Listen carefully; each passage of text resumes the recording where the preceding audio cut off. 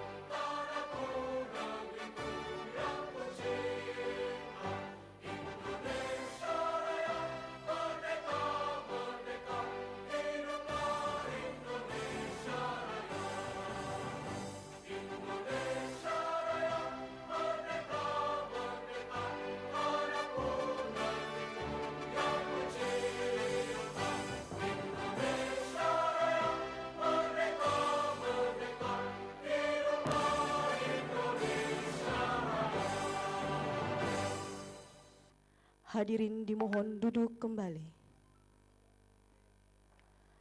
Berikut laporan panitia yang akan dibacakan oleh Kepala Bidang Informasi dan Komunikasi Publik Ibu Isnania Nurdin SOS MIKOM. Kepada Ibu disilahkan.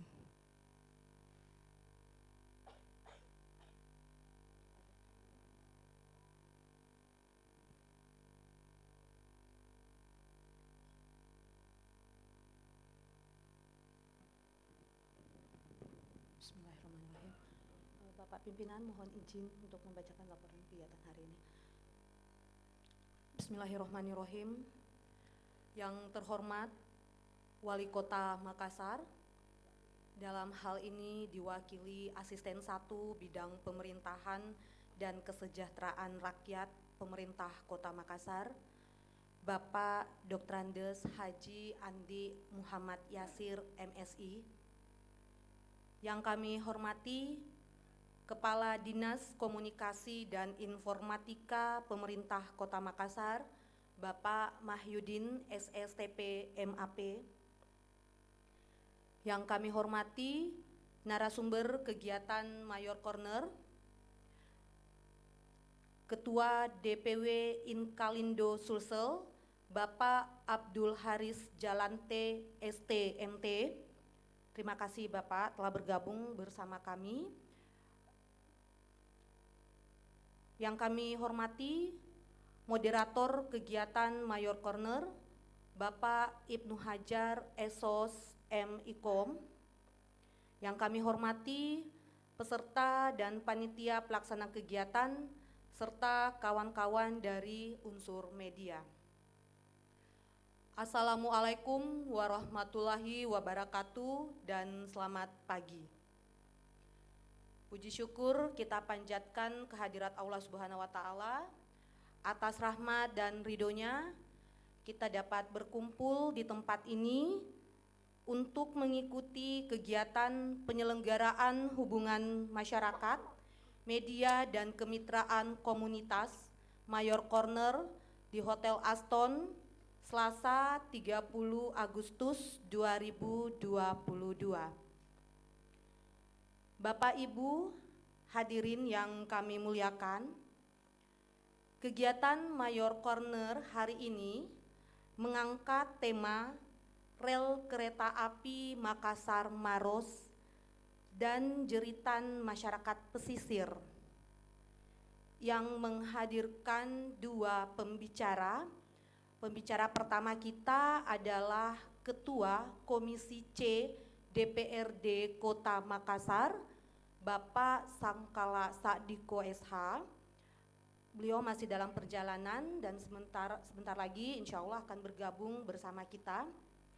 Dan narasumber kita yang kedua adalah Ketua DPW Inkalindo Sulsel, Bapak Abdul Haris Jalante STMT, yang saat ini telah ada di tengah-tengah kawan-kawan semuanya. Inkalindo ini merupakan organisasi profesi pengkaji lingkungan hidup yang bersifat independen. Kajian lingkungan hidup tersebut dapat berupa kajian AMDAL, UKL UPL, DPPLH, dan DLH, serta KLH. Dan kegiatan kita pada hari ini untuk mendiskusikan tema kita pada hari ini akan dipandu oleh moderator Bapak Ibnu Hajar SOS MIKOM. Beliau adalah akademisi Universitas Islam Negeri Makassar atau UIN Alauddin Makassar.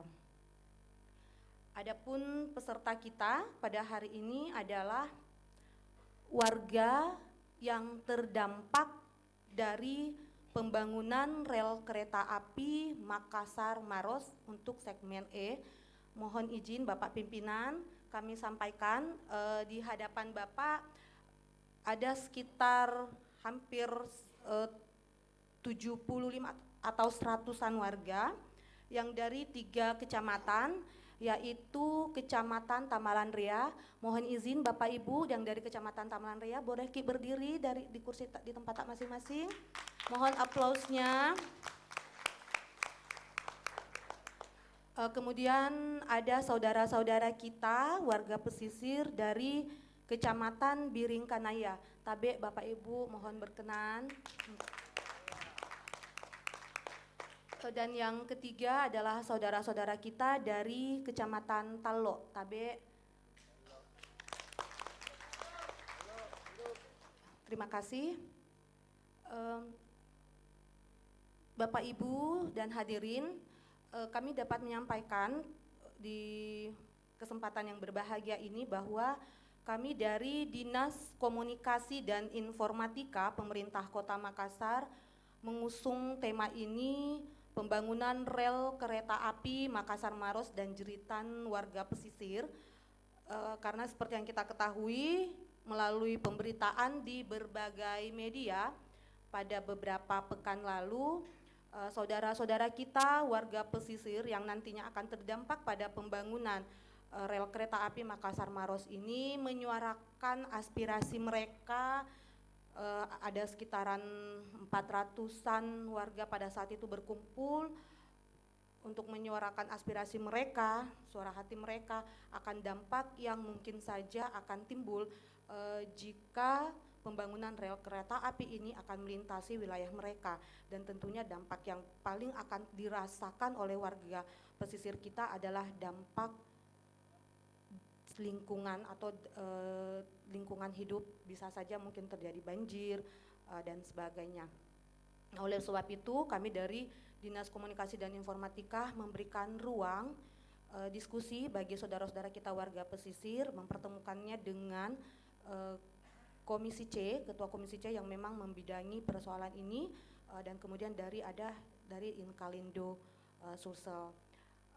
Mungkin demikian Bapak yang dapat kami sampaikan pada laporan singkat ini, dan selanjutnya kami mohon perkenan dari Bapak Wali Kota Makassar, dalam hal ini diwakili Asisten 1 Bidang Pemerintahan dan Kesra, Bapak Dr. Andes Andi Muhammad Yasir MSI, untuk memberikan sambutan sekaligus membuka secara resmi kegiatan Mayor Corner.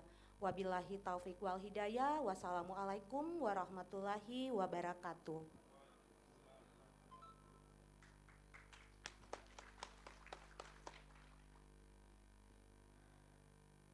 Sambutan Wali Kota Makassar dalam hal ini diwakili oleh Asisten Bidang Pemerintahan dan Kesra, Bapak Dr. Andes Haji Andi Muhammad Yasir MSI, dan sekaligus membuka acara kita pada pagi hari ini. Dengan hormat disilahkan.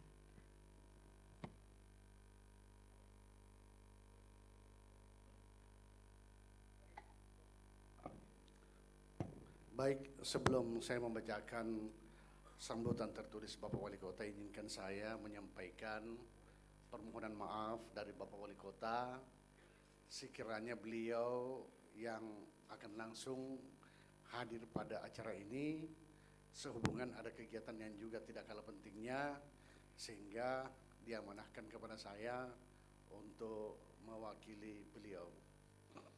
Baik, izinkan saya menyampaikan sambutan tertulis Bapak Wali Kota. Baik, Bismillahirrahmanirrahim. Assalamualaikum warahmatullahi wabarakatuh.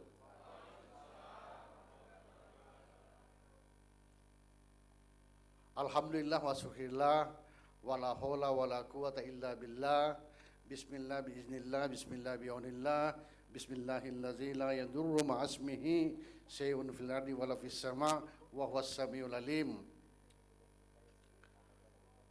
Alhamdulillah, tidak ada kata yang paling tepat kita ungkapkan pada pagi hari ini kecuali rasa syukur kehadirat Allah Subhanahu wa taala atas perkenannya juga kita berkumpul bersama dalam suasana yang berbahagia, dalam situasi yang sehat dan dalam keberkahan dari Allah Subhanahu wa taala. Yang terhormat Bapak Kepala Dinas Komunikasi dan Informatika Kota Makassar, yang terhormat Bapak narasumber dan moderator, kalau yang sudah hadir Bapak Haris Jalante ini seperti teman, adik, sahabat, ya, karena kakak beliau sahabat saya. Yang terhormat Ketua Panitia dan segenap panitia pelaksana, tentu juga saya menyampaikan rasa hormat setinggi-tingginya kepada para peserta seminar Mayor Corner dengan tema Rel Kereta Api Makassar, Maros, dan Jeritan Masyarakat Pesisir. Dan tak lupa saya menyapa sahabat saya, Bung Roni yang ada di sana. Beliau ini salah satu pewarta yang senior dan juga pemerhati fasum-fasos. Tapi kalau boleh saya memberikan istilah, fasum-fasos terlalu kecil. Pemerhati kewilayahan. Ada semua di dalam pemerhati kewilayahan. Ya. Hadirin yang saya hormati, sebagaimana kita ketahui, Kementerian Perhubungan tengah menargetkan jalur kereta api Maros Baru sepanjang 71 km mulai beroperasi Oktober mendatang. Proyek kereta api ini merupakan salah satu dari 3 target utama penyelesaian proyek kereta api Makassar Parepare yang merupakan proyek strategis nasional. Kereta api jalur Maros Baru akan melalui 8 stasiun dan akan difungsikan berbagai jenis kereta diantaranya kereta api penumpang, perintis, kereta wisata, dan kereta api logistik. Makassar adalah salah satu kota yang akan menjadi jalur melintasnya kereta api tersebut. Dan sejak awal memang pemerintah kota telah memberikan dukungan pada proyek ini sebagai transportasi kereta api pertama di Sulawesi Selatan. Tentu disambut antusias oleh pemerintah daerah maupun warga. Namun dalam prosesnya komunikasi terus harus dilakukan, termasuk dengan Balai Pengelolaan Kereta Api Sulawesi, khususnya membahas terkait konsep jalur kereta api yaitu elevated, melayang, bukan konsep rel di atas tanah at grade. Saya kira ini perlu saya sampaikan, saya menambahkan pada sambutan ini bahwa Bapak Wali Kota memiliki keberpihakan totalitas kepada masyarakatnya. Saya terus terang harus kita bangga dengan memiliki wali kota yang bernama Muhammad Ramdan Pomanto. Ya. Kenapa? Karena itulah keberpihakannya. Kenapa saya mengatakan keberpihakan secara totalitas? Bahwa keberpihakan ini bukan baru ini saja. Sejak awal pemerintahan beliau itu memberikan perhatian yang cukup. Kalau kita melihat sejarah pemerintah Kota Makassar, nanti Bapak Muhammad Ramdan Pomanto menjadi khalifah pemerintahan di Kota Makassar, seluruh program-programnya itu mengadopsi nilai-nilai lokal, sehingga tidak heran seluruh program-programnya itu semua berbahasa lokal. Saya kira ini sebuah penghargaan terhadap kearifan lokal. Makassar adalah salah satu kota yang akan menjadi jalur melintasnya kereta api tersebut. Oh, sudah saya baca ya. Tugas pemerintah Kota Makassar tentu saja bukan hanya memastikan proyek infrastruktur rampung dikerjakan, namun juga harus memastikan fasilitas infrastruktur tersebut tidak berdampak negatif terhadap lingkungan, masyarakat dapat menikmati manfaatnya, segala administrasi aman tanpa sengketa, serta dapat mendukung ekosistem ekonomi Kota Makassar. Atas berbagai pertimbangan, maka sejak awal pemerintah Kota Makassar mengusulkan agar konsep kereta api di Kota Makassar adalah elevated atau melayang. Apalagi memang telah disepakati bersama Kementerian Perhubungan sejak tahun 2015. Konsep elevated sejalan dengan rancang jalan RT di dalam tata ruang Kota Makassar yang telah ditetapkan melalui peraturan daerah, rencana tata ruang dan wilayah. Hadirin yang saya hormati, bagi pemerintah Kota Makassar dalam membangkitkan ekonomi keberadaan kereta api dengan konsep elevate mendukung program Makassar Newport. Sementara pertimbangan dampak lingkungan juga menjadi perhatian. Inilah alasan mengapa kami lebih memilih menggunakan konsep jalur elevated.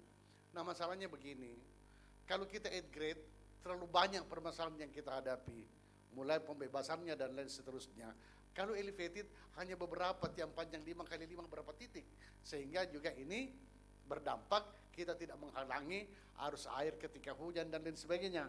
Yang memberikan seperti apa disampaikan tadi Kepala Bidang, bisa saja banjir, bukan bisa saja banjir, berpotensi banjir.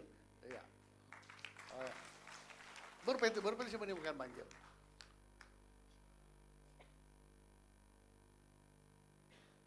Konsep elevated dipilih untuk menghindari banjir. Dengan konsep 8 grade, karena alasan menghindari kemungkinan banjir, kita menghindari konsep 8 grade, karena kita menghindari banjir. Saya pernah camat di Biringkanaya 5 tahun. Saya paham betul daerah di sana. Belum lagi perbatasan dengan Tamalan Rea. Tentu daerah Lantebung di sana itu kan kawasan mangrove dan lain sebagainya. Saya kira Bapak narasumber, saya kira ini di sana melewati kawasan mangrove, Pak. Jadi perlu juga sebuah kajian yang mendalam tentang lingkungan yang ada di sana. Nanti mangrove di sana terusik, ekosistem nanti berubah di sana, mempengaruhi ekosistem. Akhirnya dengan memohon ridha Allah Subhanahu wa taala dan ucapan bismillahirrahmanirrahim, seminar Mayor Corner dengan tema rel kereta api Makassar Maros dan jeritan masyarakat pesisir saya buka dengan resmi. Wabillahi taufiq wal hidayah. Wassalamualaikum warahmatullahi wabarakatuh. Wali Kota Makassar, Insinyur Haji Muhammad Ramdan Pomanto. Demikian sambutan yang saya sampaikan, dan terakhir saya juga sampaikan permaaf karena sedikit saya agak terlambat tiba di tempat ini, tapi yakinlah apa yang kita usung ini tidak lain dan tidak bukan adalah untuk kemaslahatan masyarakat Kota Makassar. Demikian, billahi taufiq wal hidayah. Assalamualaikum warahmatullahi wabarakatuh ya.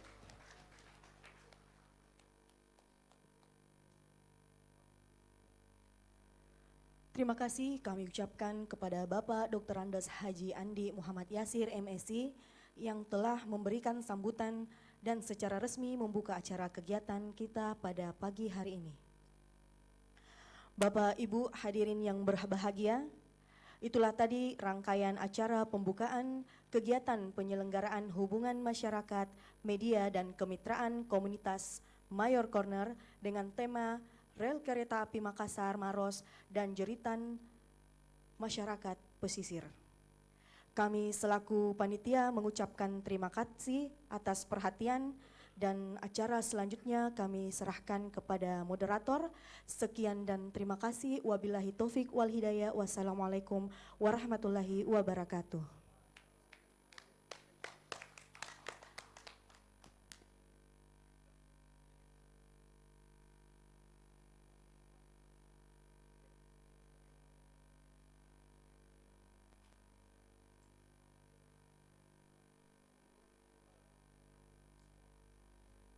Bismillahirrahmanirrahim. Assalamualaikum warahmatullahi wabarakatuh.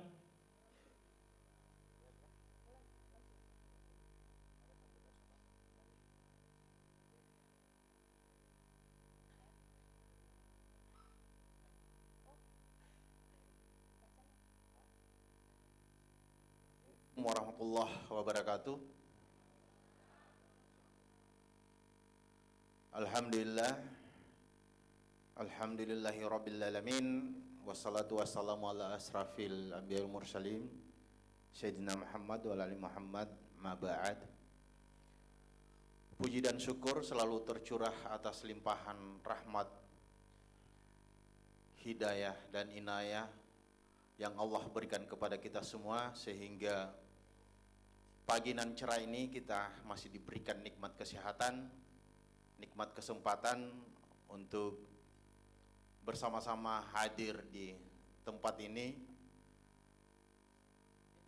untuk berdialog, membahas tentang rel kereta api upgrade atau elevated, jalur darat atau layang. Salawat dan taslim atas junjungan Nabi besar Muhammad SAW sebagai suri toladan bagi kita semua, bagi umat manusia di muka bumi ini. Baik, sembari menunggu narasumber kedua, sudah hadir juga beliau di tengah-tengah kita. Langsung saja Pak ke atas, Bapak Sangkala Sadiko, SH, anggota DPRD Kota Makassar. Beliau dari Komisi C. Selamat datang, Pak. Ya, saya lanjut. Narasumber kita sudah hadir kedua-duanya.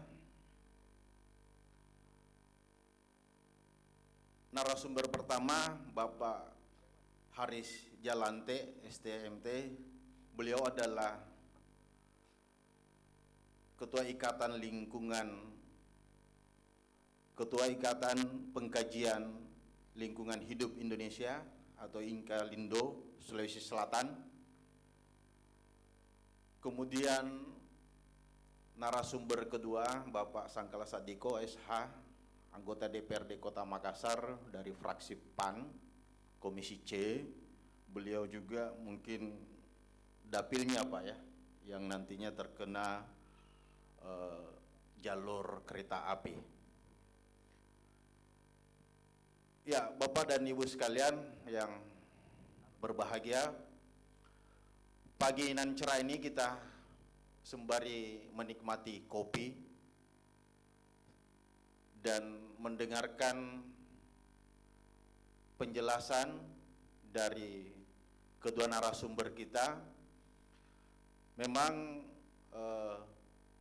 jalur rel kereta api sudah sebulan lebih menjadi perbincangan yang hangat, baik di tengah-tengah masyarakat bawah, masyarakat high class atau di atas pun membincangkan tentang jalur rel kereta api jalur Maros Makassar, apakah yang efektif adalah jalur darat atau melayang atau layang, kan gitu. Tetapi analisis pengkajian dari orang-orang yang memiliki kompetensi keilmuan di bidang lingkungan hidup atau tata ruang perkotaan memang melahirkan kesimpulan bahwa potensi rusaknya lingkungan dan banjir bandang bisa akan terjadi ketika dipaksakan yang namanya jalur darat. Ini Bapak dan Ibu-ibu sekalian, kita dipanggil ke sini untuk berdialog, apalagi masyarakat yang hadir ini adalah masyarakat memang yang berpotensi kena dampak. Jadi siap-siap kita nanti Pak, Ibu, ketika jalur darat ya bisa saja perumahan atau rumah kita akan tenggelam ketika masuk musim penghujan. Wilayah pesisir juga akan terganggu, besar potensi akan dirusaknya mata pencaharian kita. Ini bukan cerita Pak, ini sudah melalui kajian. Wajar kalau Bapak Wali Kota Makassar Muhammad Randam Pemanto sebagai arsitek yang paham tentang ruang perkotaan mempertegas dan memperjelas tentang penolakan jalur darat ini. Baik, itu saya antar untuk sementara waktu. Saya langsung saja ke narasumber pertama, Bapak Haris Jalante, untuk memaparkan materinya. Silakan Pak. Terima kasih Pak Moderator. Assalamualaikum warahmatullahi wabarakatuh. Selamat pagi, salam sejahtera bagi kita semua. Jadi saya diminta oleh pemerintah Kota Makassar dalam hal ini Dinas Kominfo untuk sharing terkait dengan dampak lingkungan. Jadi saya ini dalam kapasitas sebagai Ketua DPW Inkalindo Sulawesi Selatan. Jadi berkaitan dengan hal-hal yang berkaitan dengan lingkungan hidup. Saya mulai saja dari ilustrasi bahwa kalau kita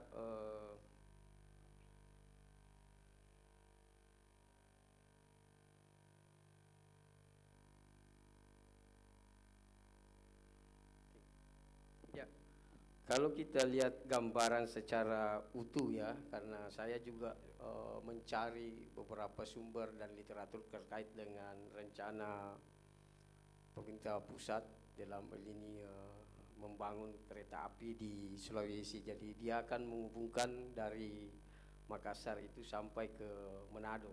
Jadi kurang lebih panjangnya itu kurang lebih 1.513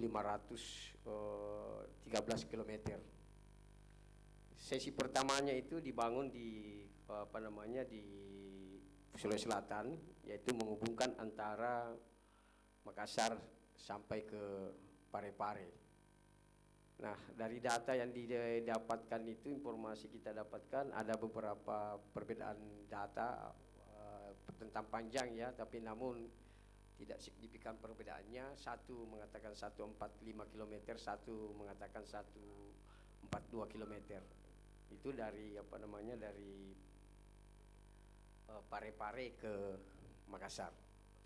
Kemudian kalau kita lihat lagi secara menyeluruh, jadi ini tadi oleh Ibu Ketua Panitia, bahkan melewati beberapa kabupaten.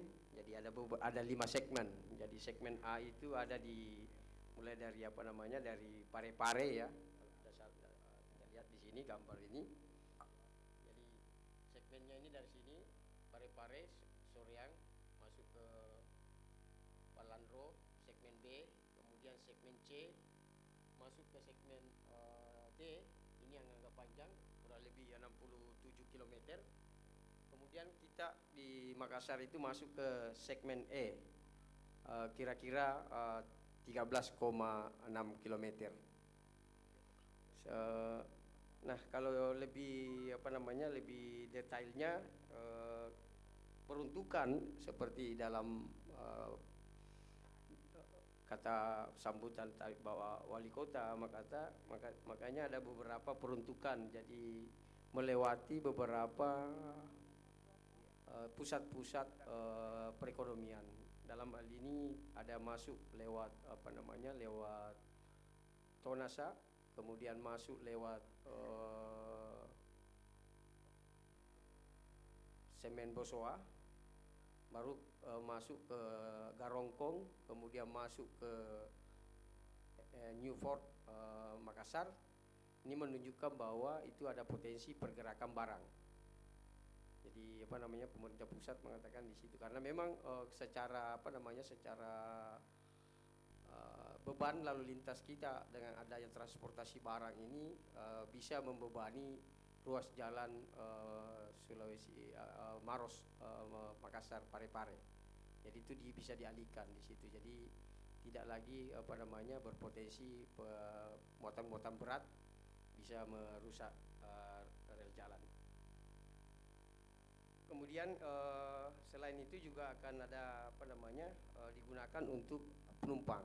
Jadi ini ada beberapa dibangun stasiun-stasiun penumpangnya.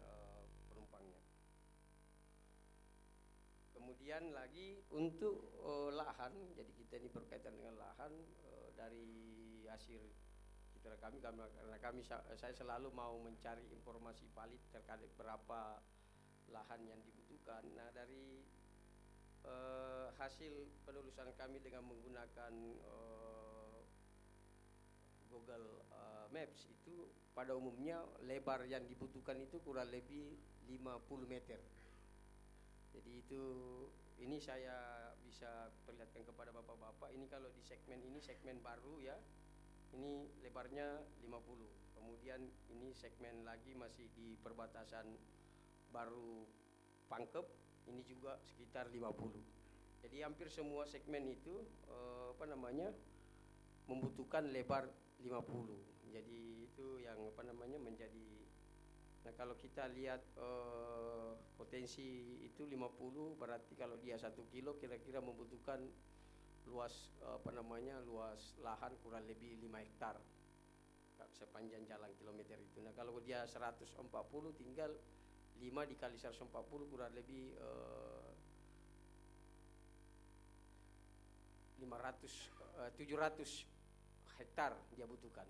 Itu luasan lahan kalau dia dengan kondisi at grade atau sebidang dengan atau merapat ke tanah.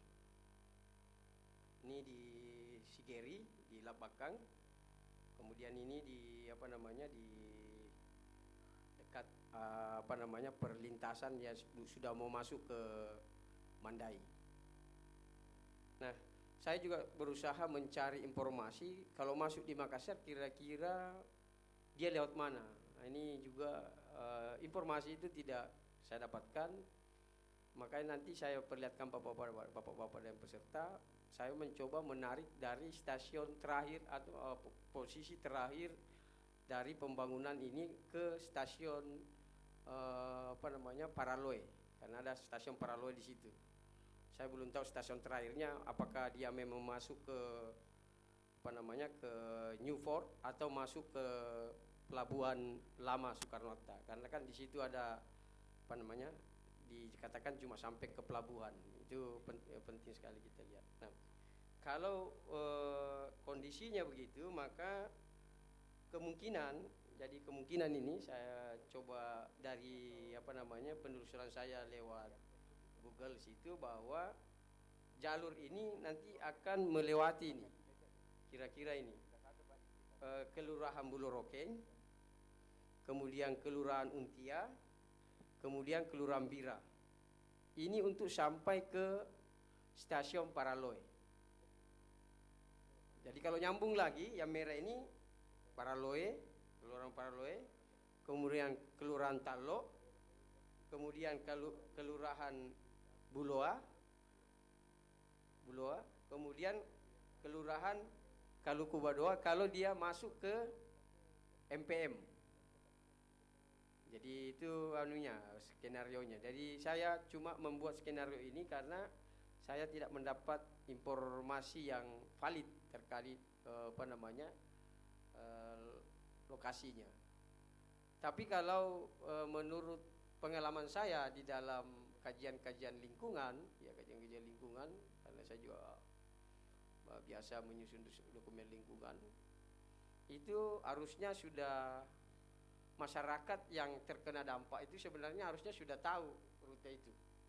Apalagi kalau kita mau adanya pembebasan lahan. Dan nanti juga saya coba coba perlihatkan kepada bapak-bapak bagaimana proses pembebasan lahan kalau kegiatan itu adalah untuk kepentingan umum. Karena berbeda ada langkah-langkah yang harus dilakukan. Nah, saya tidak tahu kepada masyarakat apakah ini sudah dilakukan oleh pihak pihak balai. Nah, jalur ini akan menggunakan 2 stasiun kalau di Makassar. itu stasiun Paraloe, kemudian yang kedua ada bilang stasiun Makassar Newport, ada juga mengatakan dia adalah stasiun pelabuhan Soekarno-Hatta. Nah, itu tapi saya dapat informasi tadi dari Dinas Lingkungan Hidup Provinsi, katanya AMDAL lalunya itu adalah di ujungnya itu adalah di pelabuhan Soekarno-Hatta, tapi akan dirubah nanti ke Newport, kembali ke Newport. Kalau Newport barangkali dia sampai di Kecamatan Talo ya, kalau saya tidak salah di sana. Kira-kira begini saya gambarkan. Jadi saya tidak dapat informasi ya, tolong dikoreksi karena memang saya sudah minta juga kepada panitia kemarin bagaimana informasi terkait dengan rutenya. Saya tidak dapat rutenya. Saya minta juga kepada Dinas Lingkungan Hidup juga provinsi, yang mudah-mudahan juga ada teman-teman dari Dinas Provinsi, Dinas Lingkungan Hidup Kota Makassar yang bisa memverifikasi rute. Nah, ini saya coba mengilustrasikan. Ini adalah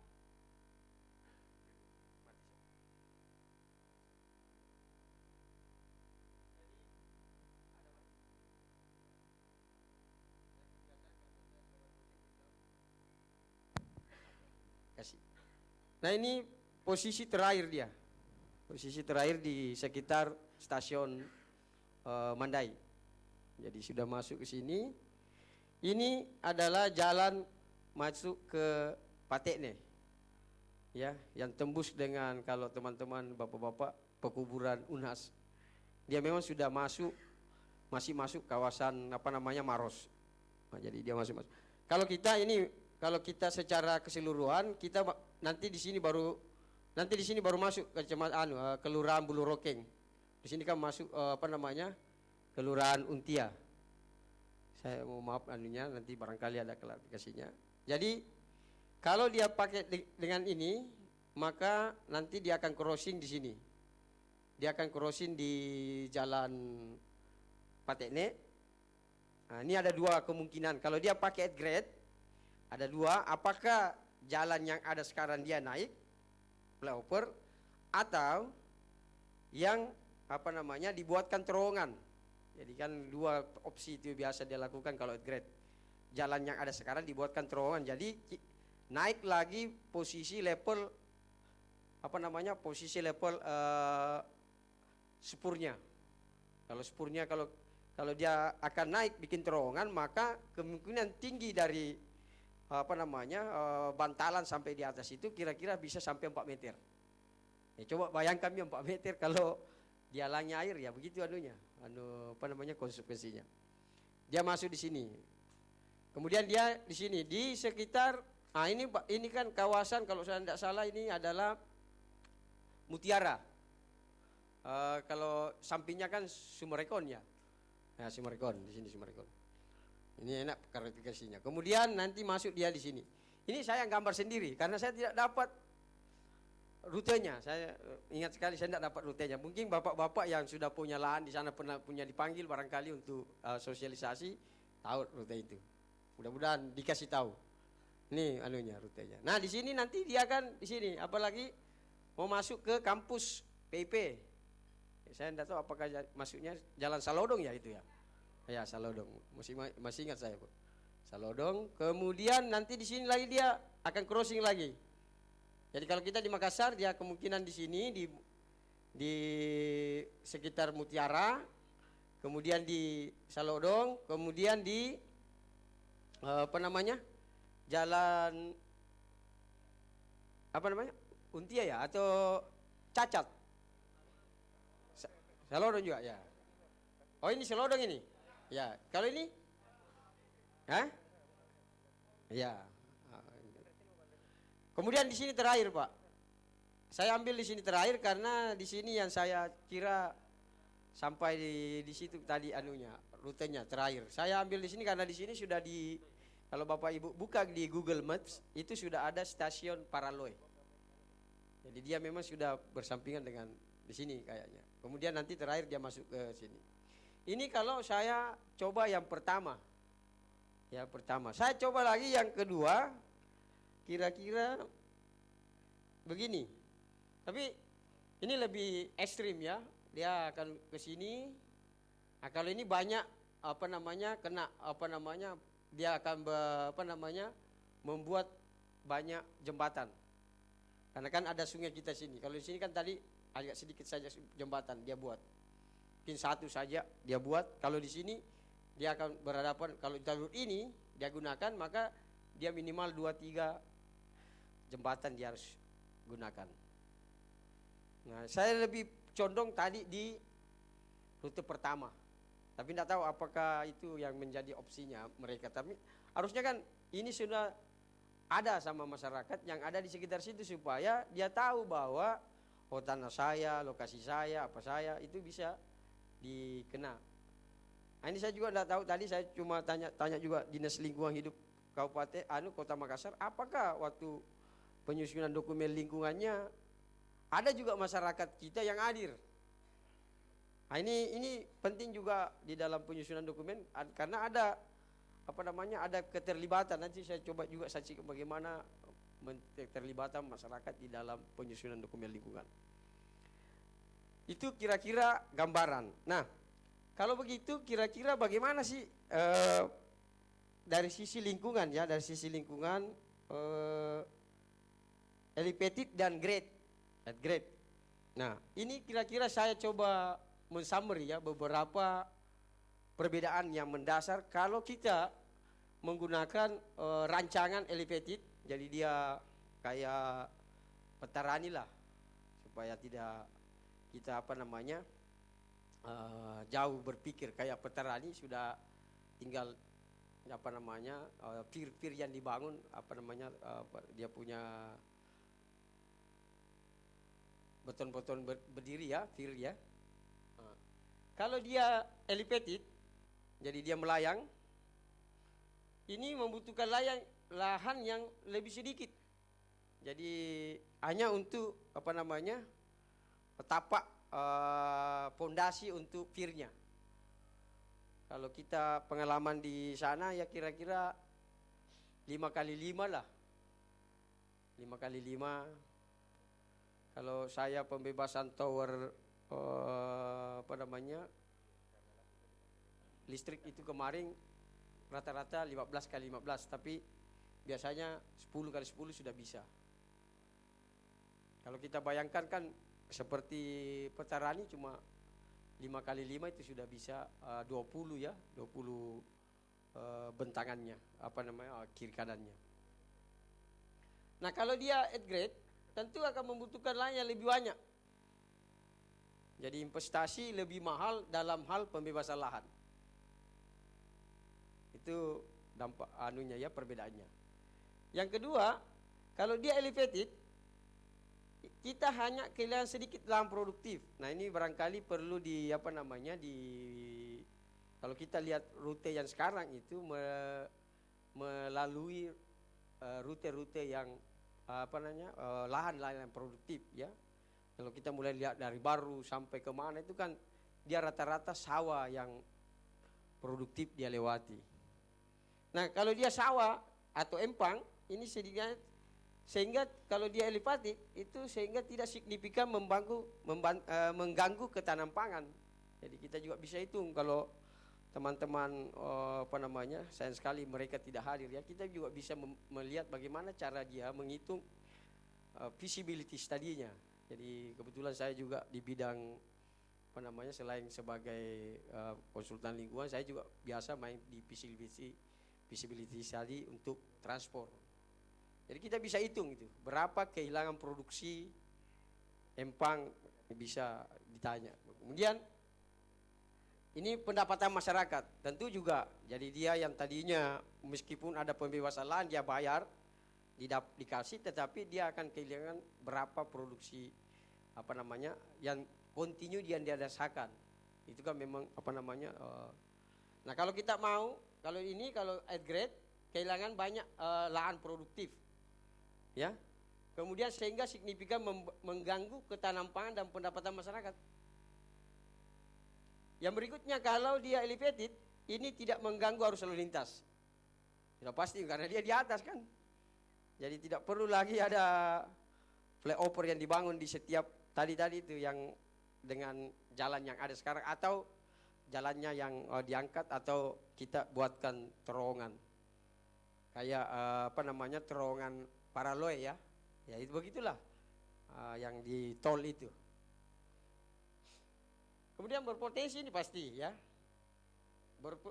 Berpotensi mengganggu arus lalu lintas kalau dia sehingga harus membuat perlintasan.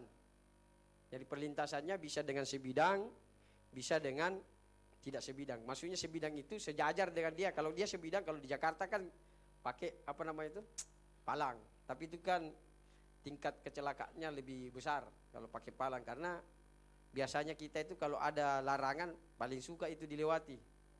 Ya. Saya paling juga senang lihat itu teman-teman di mudah-mudahan bukan yang di sini ya, yang melawang arah di tol. Yang kalau lewat terowongan saja masuk ke sini. Tapi sebenarnya ya itu juga nah ini itu juga salah satu dampak kalau tidak dipikirkan akses Pak. Dalam kajian lingkungan itu harus ada akses. Nanti juga ada di sini.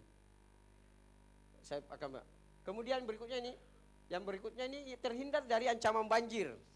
Nah, ini ada satu pengalaman saya kalau bapak-bapak yang masih sempat. Saya pernah itu membuat kajian lingkungan tahun 2014 atau 2013 di LPG Bosowa. Jadi saya ketua timnya. Waktu itu saya hadir di sana. Masyarakat yang ada di Paraloi yang sebelah sebelah kiri ya kalau kita dari luar masuk ke tol sebelah kiri sekitar Gudang Patekne itu mengeluhkan ada banjir.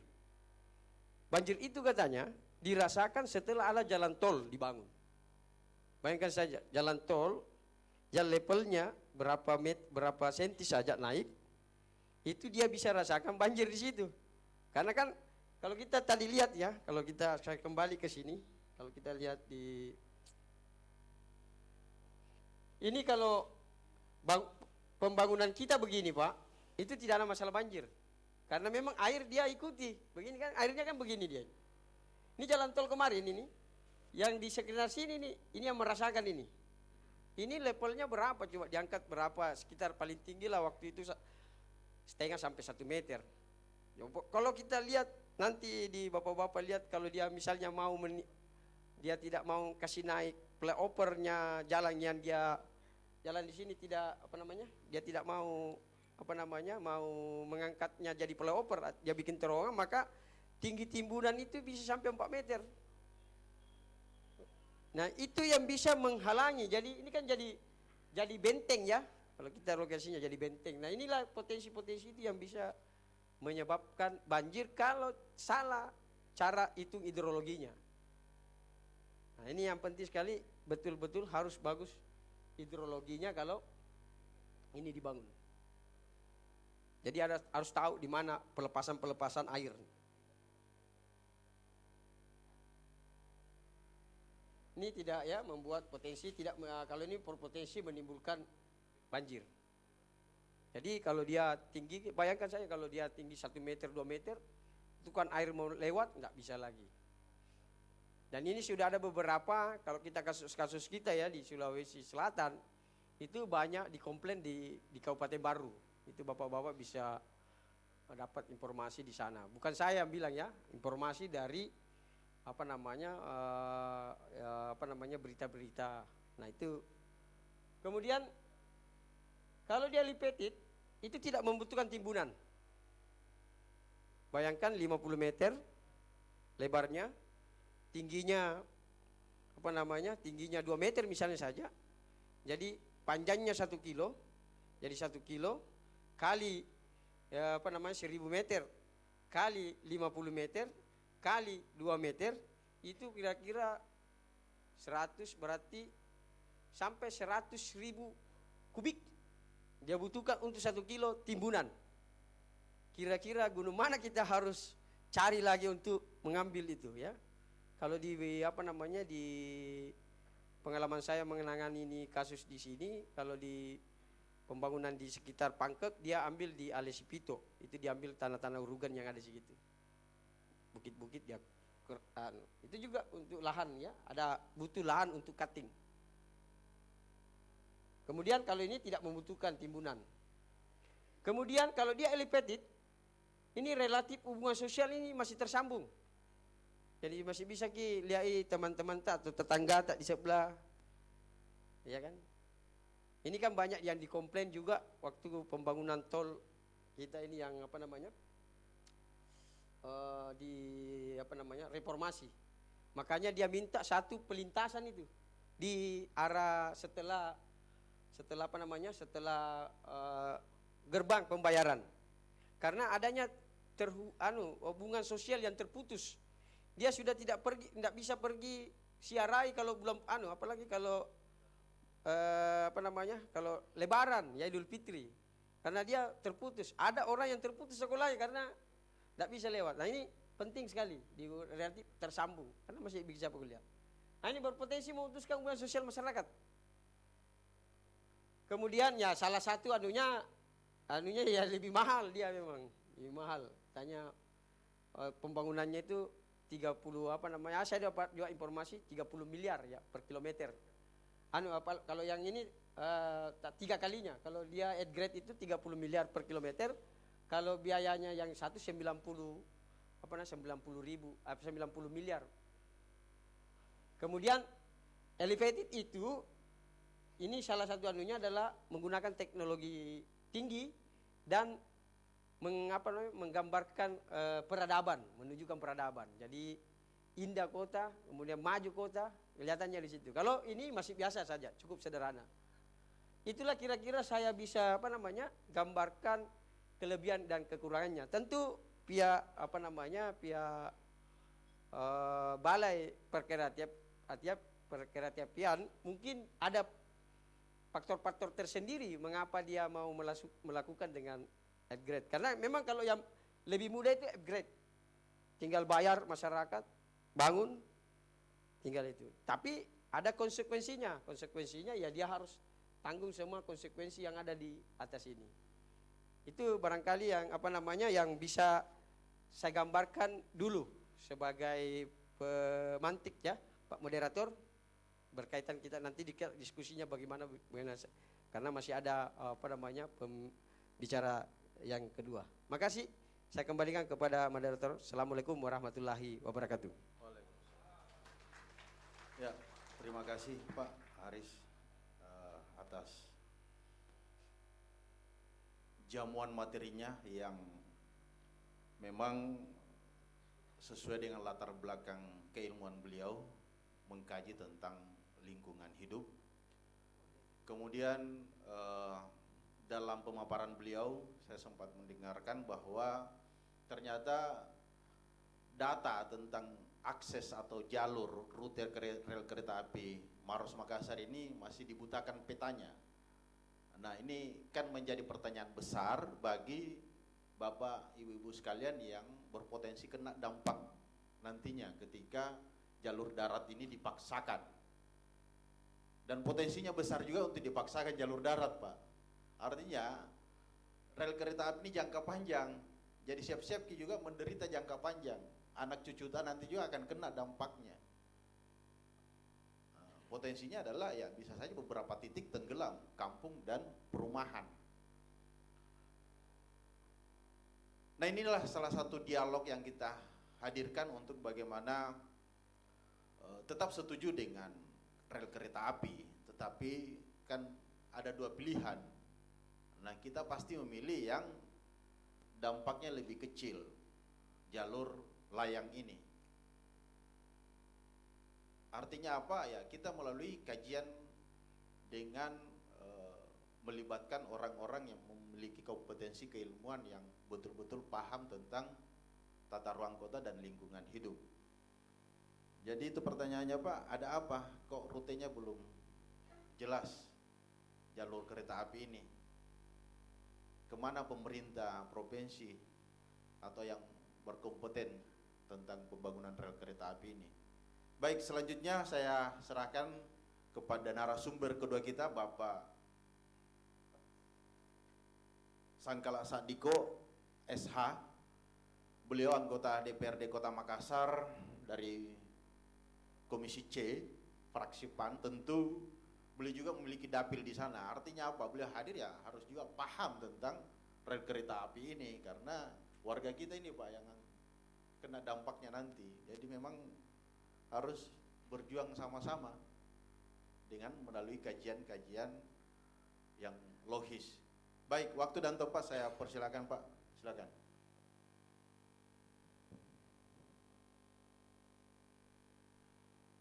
Assalamualaikum warahmatullahi wabarakatuh. Selamat pagi, salam sejahtera untuk kita semua.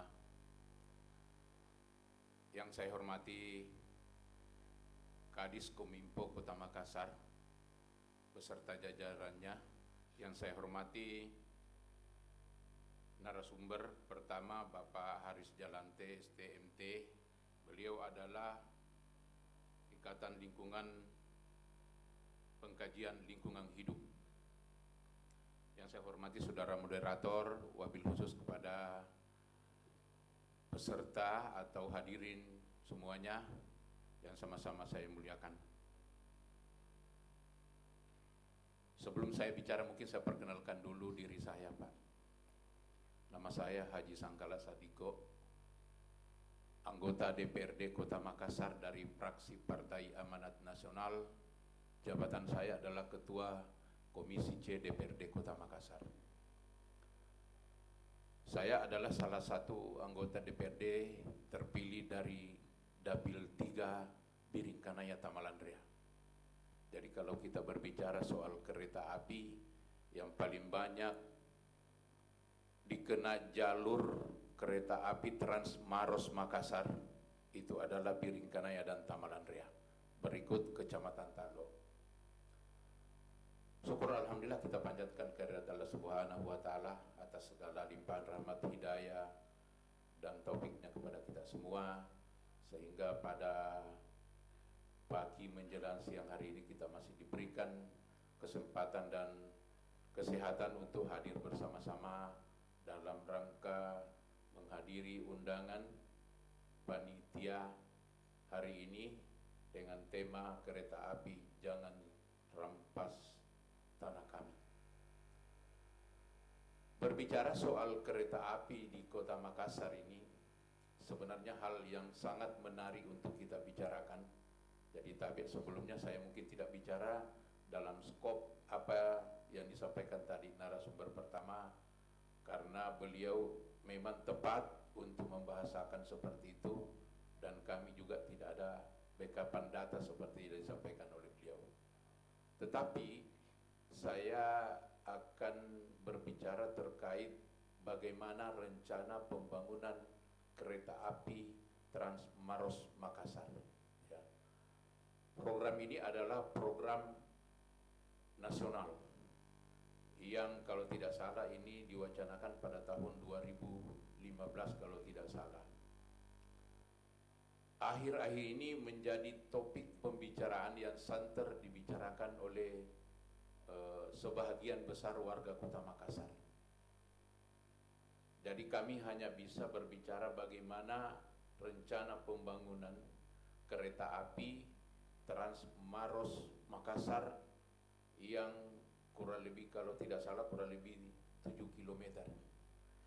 Tetapi rencana pembangunan kereta api inilah yang mungkin di antara sekian banyak kabupaten yang dilintasi pembangunan rel kereta api yang sedikit menimbulkan problem di kalangan warga masyarakat karena ini cukup kompleks di dalamnya.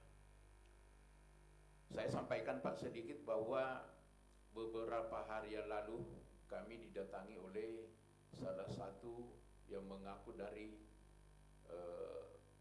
bagian daripada pembangunan rel kereta api di Sulawesi Selatan, khususnya menyangkut rencana pembangunan kereta api Trans Maros Makassar. Sebenarnya kalau kita bicara DPRD Kota Makassar sebenarnya tidak punya kompetensi untuk berbicara soal kereta api. Tetapi dengan munculnya pemberitaan atau masalah di dalam rencana pembangunan kereta api ini, inilah mengusik dan mengundang kami dari Komisi C untuk turut ambil bagian membicarakan, karena kami pandang bahwa kami adalah punya kewenangan di situ sebagai fungsi pengawasan dan fungsi kontrol. Namun pembangunan rencana kereta api ini sedikit menjadi pertanyaan dari Komisi C DPRD Kota Makassar. Bukankah rencana awal pembangunan kereta api itu rencananya adalah Trans Maros Parepare. Ini langkah awal. Karena kalau tidak salah rencana pembangunan kereta api ini akan berlanjut sampai provinsi lain yang ada di daerah Sulawesi. Tetapi kita berbicara soal Trans Makassar Parepare. Ironisnya ini Pak, kenapa pembangunan kereta api ini mestinya start dari Makassar dulu sampai ke Parepare. Tapi kenyataannya pembangunan kereta api ini dimulai dari Maros ke Parepare. Akhir-akhir ini yang menjadi bahan pembicaraan adalah pembangunan kereta api Trans Maros Makassar. Jadi rencana pembangunan kereta api ini seperti yang digambarkan oleh narasumber tadi Pak, bahwa rencana pembangunan itu ini menuai kontroversi antara pihak Provinsi Sulawesi Selatan dengan pengelola kereta api dengan pemerintah Kota Makassar. Saya tidak tahu persis bahwa apakah kesepakatan awal ada atau tidak ya antara pemerintah Kota Makassar dengan provinsi dan balai kereta api tentang rencana pembangunan helipad at-grade atau at-ground. Ini kami tidak terlalu memahami seperti itu. Tetapi satu catatan yang penduduk Kota Makassar perlu catat bahwa rencana pembangunan kereta api itu pada prinsipnya pemerintah Kota Makassar tidak menolak terkait rencana pembangunan kereta api. Wali Kota Makassar sangat mendukung rencana pembangunan kereta api Trans Maros Makassar. Bahkan dalam pembicaraan saya beliau meminta supaya tolong kami difasilitasi bagaimana rencana pembangunan kereta api ini bisa terlaksana. Di dalam pembahasan rencana kereta api ini, inilah yang menjadi dua sumber perbedaan pendapat, karena di sisi lain menurut pemerintah Kota Makassar bahwa rencana awal itu adalah helipad yang di atas. Ini menurut alasan pemerintah Kota Makassar. Dalam kenyataannya oleh provinsi dan BKI Balai Kereta Api itu membangun dengan at-grade di atas darat. Inilah yang menjadi bahan perbincangan antara pemerintah Kota Makassar, sehingga DPR Kota Makassar menjadi mediator antara provinsi, Balai Kereta Api dan pemerintah Kota Makassar untuk mencapai kesepakatan. Tadi sudah disinggung oleh narasumber bahwa yang menjadi pertimbangan dan usulan pemerintah Kota Makassar kenapa cenderung kepada helipad, pertama kita perlu berkaca kepada daerah-daerah lain atau provinsi lain yang ada di Indonesia. Ya. Kita lihat bagaimana Sumatera. Kalau kita banding antara Makassar dengan Sumatera, Bandung, kenapa mereka itu dikasih helipad? Nah, itu yang menjadi pertimbangan pemerintah Kota Makassar. Karena cantik tong itu Pak, kalau kita lewat tol, dilihat itu kereta api jalan dari bawah masuk Kota Makassar, nah helipad.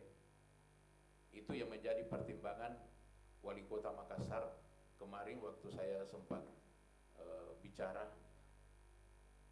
alasan pemerintah Kota Makassar bahwa ketika itu dibangun di atas darat atau at grade itu akan menimbulkan risiko. Itu menurut beliau. Risiko yang timbul yang pertama tanah yang dibebaskan itu terlalu banyak, artinya terlalu luas.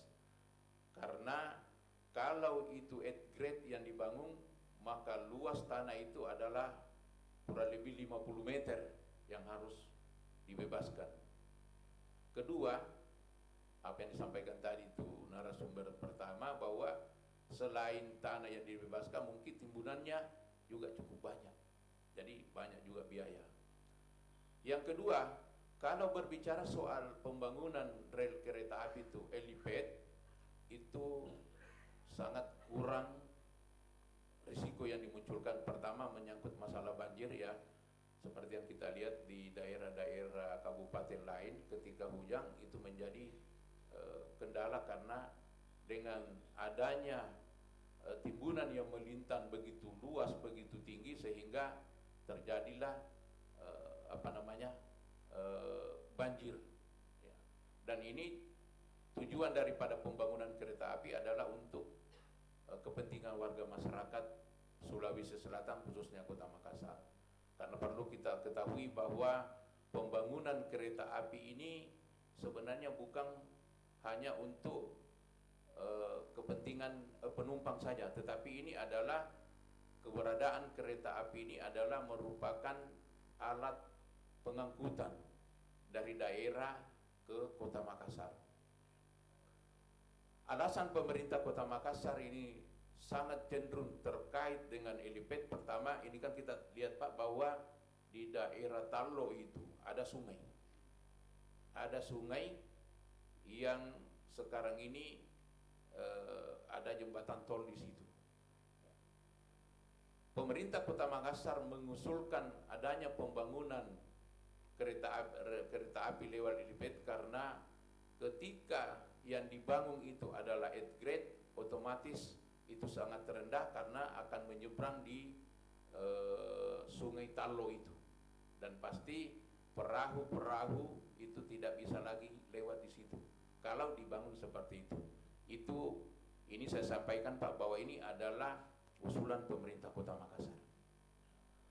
Terkait dengan usulan pemerintah provinsi, itu lebih berfokus dan cenderung pada at grade seperti yang terjadi sekarang.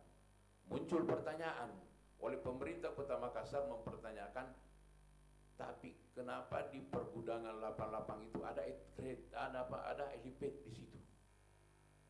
Naik di situ, setelah mau Makassar turun. Ini menurut pemerintah Kota Makassar, karena kami juga belum melakukan kunjungan ke sana, dan mungkin dalam beberapa hari ke depan Komisi C akan melakukan kunjungan terkait dengan apa yang disampaikan pemerintah kota. Inilah yang menjadi pertanyaan dari pemerintah kota, kenapa pada saat tiba di situ itu naik, setelah tiba masuk Kota Makassar turun menjadi helipad. Ini dua hal pertentangan antara pendapat pemerintah Kota Makassar dengan provinsi. Inilah kami ambil peranan bagaimana mendudukkan kedua belah pihak untuk mencari solusi, mendapatkan kesepakatan demi kepentingan warga masyarakat. Kehadiran kami selaku wakil rakyat berbicara terkait dengan keberadaan kereta api di Kota Makassar. Saya tidak melihat helipad atau at grade, yang penting adalah kepentingan masyarakat.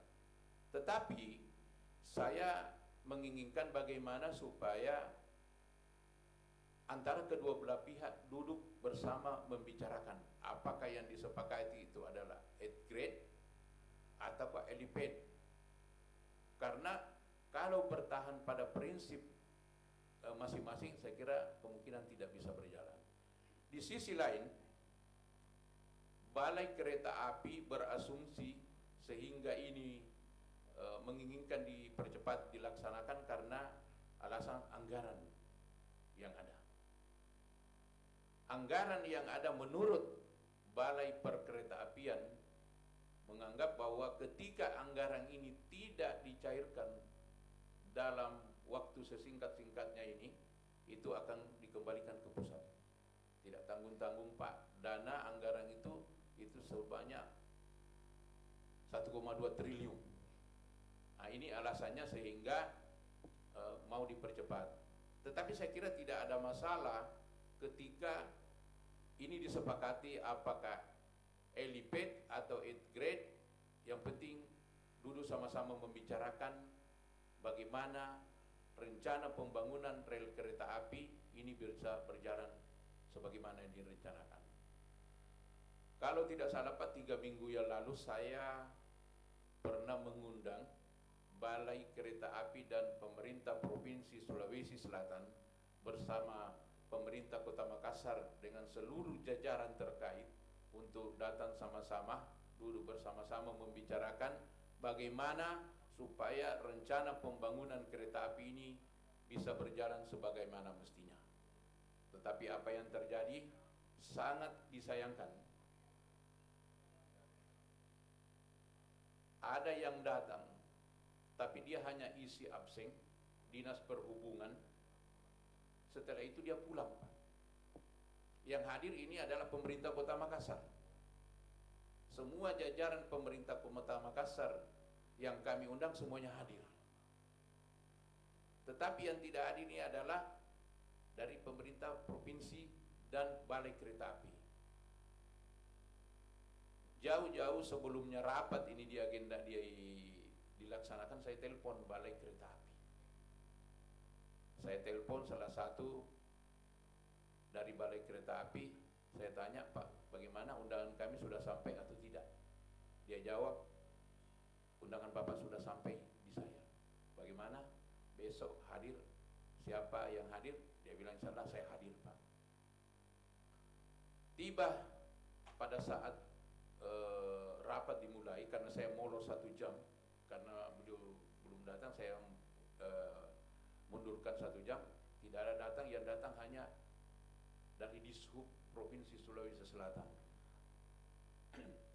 Sesudah absen, Pak, dia pulang ini. Di dalam agenda rapat dengar pendapat ini ada beberapa yang perlu kami pertanyakan, tetapi ini tidak terjawab, tidak ditemui titik temu. Bagaimana? Karena yang berkepentingan dalam hal ini Balai Kereta Api dan pemerintah provinsi tidak hadir.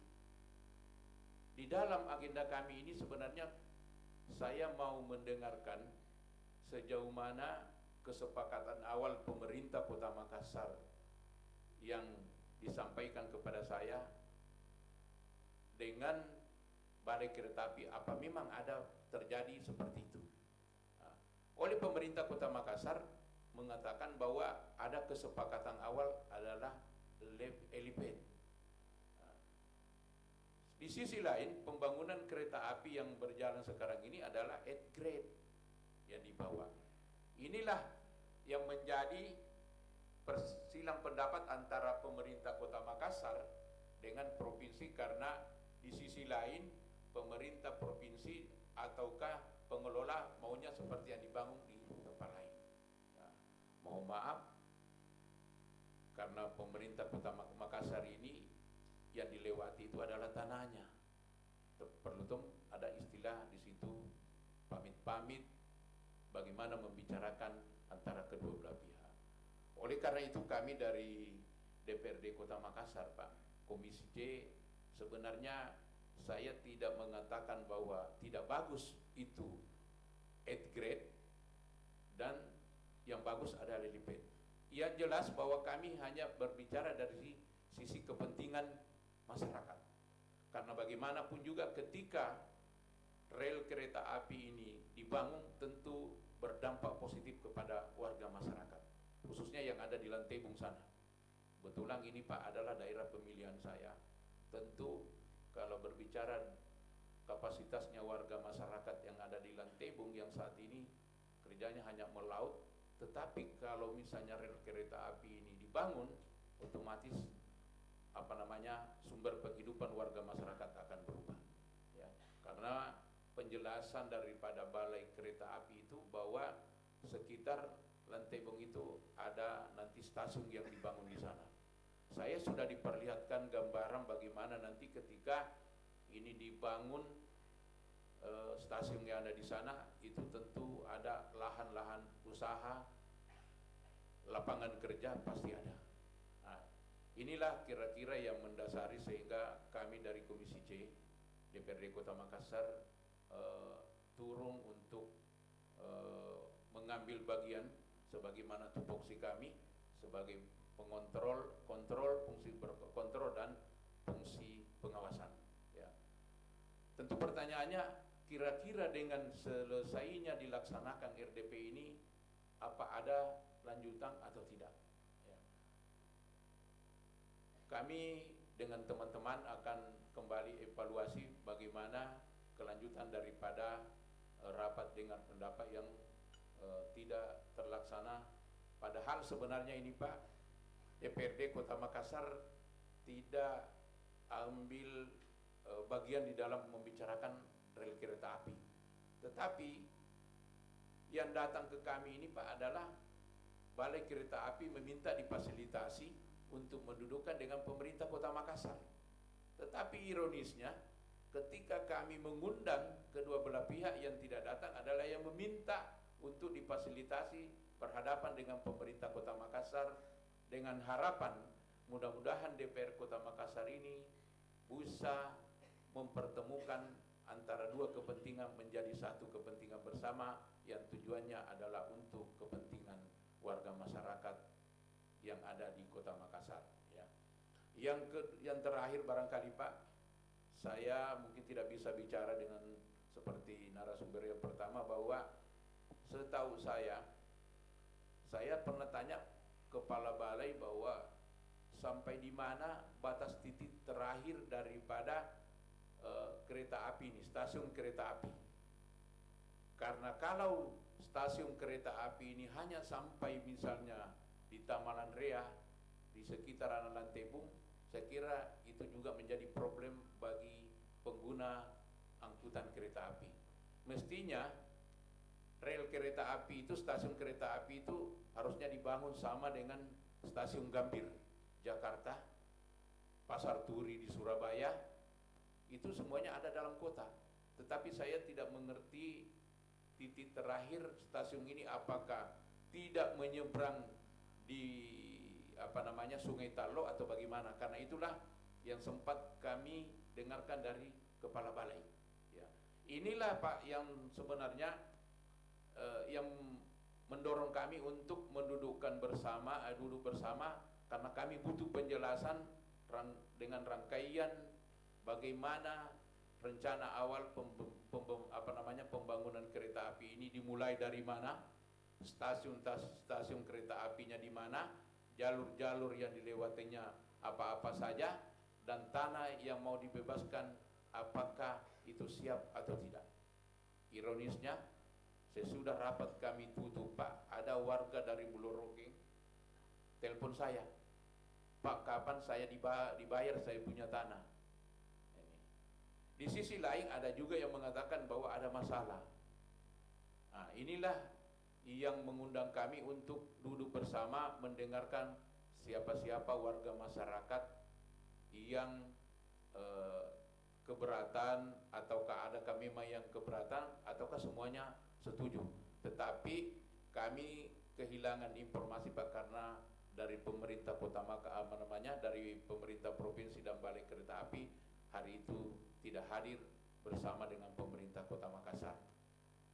Mungkin itu Pak yang bisa kami sampaikan. Yang jelas saya sampaikan bahwa terkait rencana pembangunan rel kereta api di Makassar, Wali Kota Makassar sangat mendukung rencana pembangunan itu. Hanya saja yang menjadi permintaannya itu bagaimana supaya Makassar didudukkan sama dengan provinsi-provinsi lain yang ada di Indonesia. Kalau Bandung yang begitu panjang jalan rel kereta apinya Pak dibangun di atas Lepit, kenapa kita tidak dikasih seperti itu?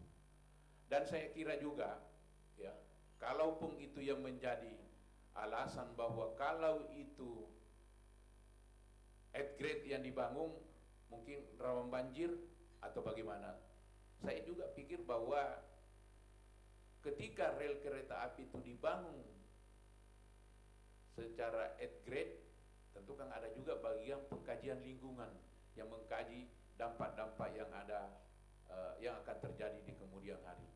Kira-kira itulah Pak yang dapat kami sampaikan, sekedar informasi dari kami bahwa insya Allah mungkin yang akan datang setelah saya berkoordinasi dengan Wali Kota Makassar terkait dengan rencana pembangunan kereta api, mungkin akan kami bahas kembali setelah mendapatkan masukan-masukan tentang kelanjutan pembangunan kereta api di Kota Makassar. Demikian, terima kasih. Assalamualaikum warahmatullahi wabarakatuh. Ya, terima kasih Bapak Haji Sangkala Sadiko atas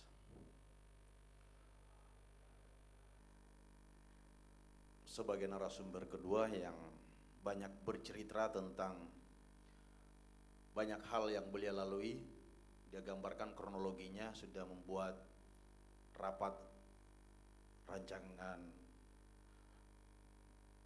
bersama dengan unsur pemerintah provinsi, tetapi hanya hadir dan absen, baru pulang, tidak ada dialog. Padahal Bapak Haji Sangkala Sadiko berinisiatif melakukan pertemuan karena terjadi polemik pro kontra antara rel kereta api jalur darat atau layang. Itu sudah jelas fungsi Pak, sudah jalan sebagai anggota legislatif, memiliki peran dan fungsi dalam permasalahan rel kereta api demi penyelamatan wargata. Karena jelas semua analisis kajian sudah kita bicarakan, sudah kita dialogkan. Potensi besarnya adalah kerusakan lingkungan, potensi besarnya adalah banjir, potensi besarnya adalah terjadi kerengganan sosial, interaksi sosial yang berjarak antara masyarakat yang satu dengan yang lainnya. Dampaknya besar. Apakah ini akan siap kita rasakan? Dan pasti juga akan dirasakan oleh anak cucu kita nantinya, karena ini paten dan jangka panjang. Warga Kota Makassar saya sudah sangat cerdas, pintar dalam membaca situasi dan kondisi. Jelas sikap pemerintah Kota Makassar, dalam hal ini Wali Kota Makassar Muhammad Randam Pemanto, penyelamatan warganya, penyelamatan lingkungannya, karena beliau sangat tahu dampak yang begitu besar secara negatif ketika jalur kereta api, jalur darat ini dipaksakan.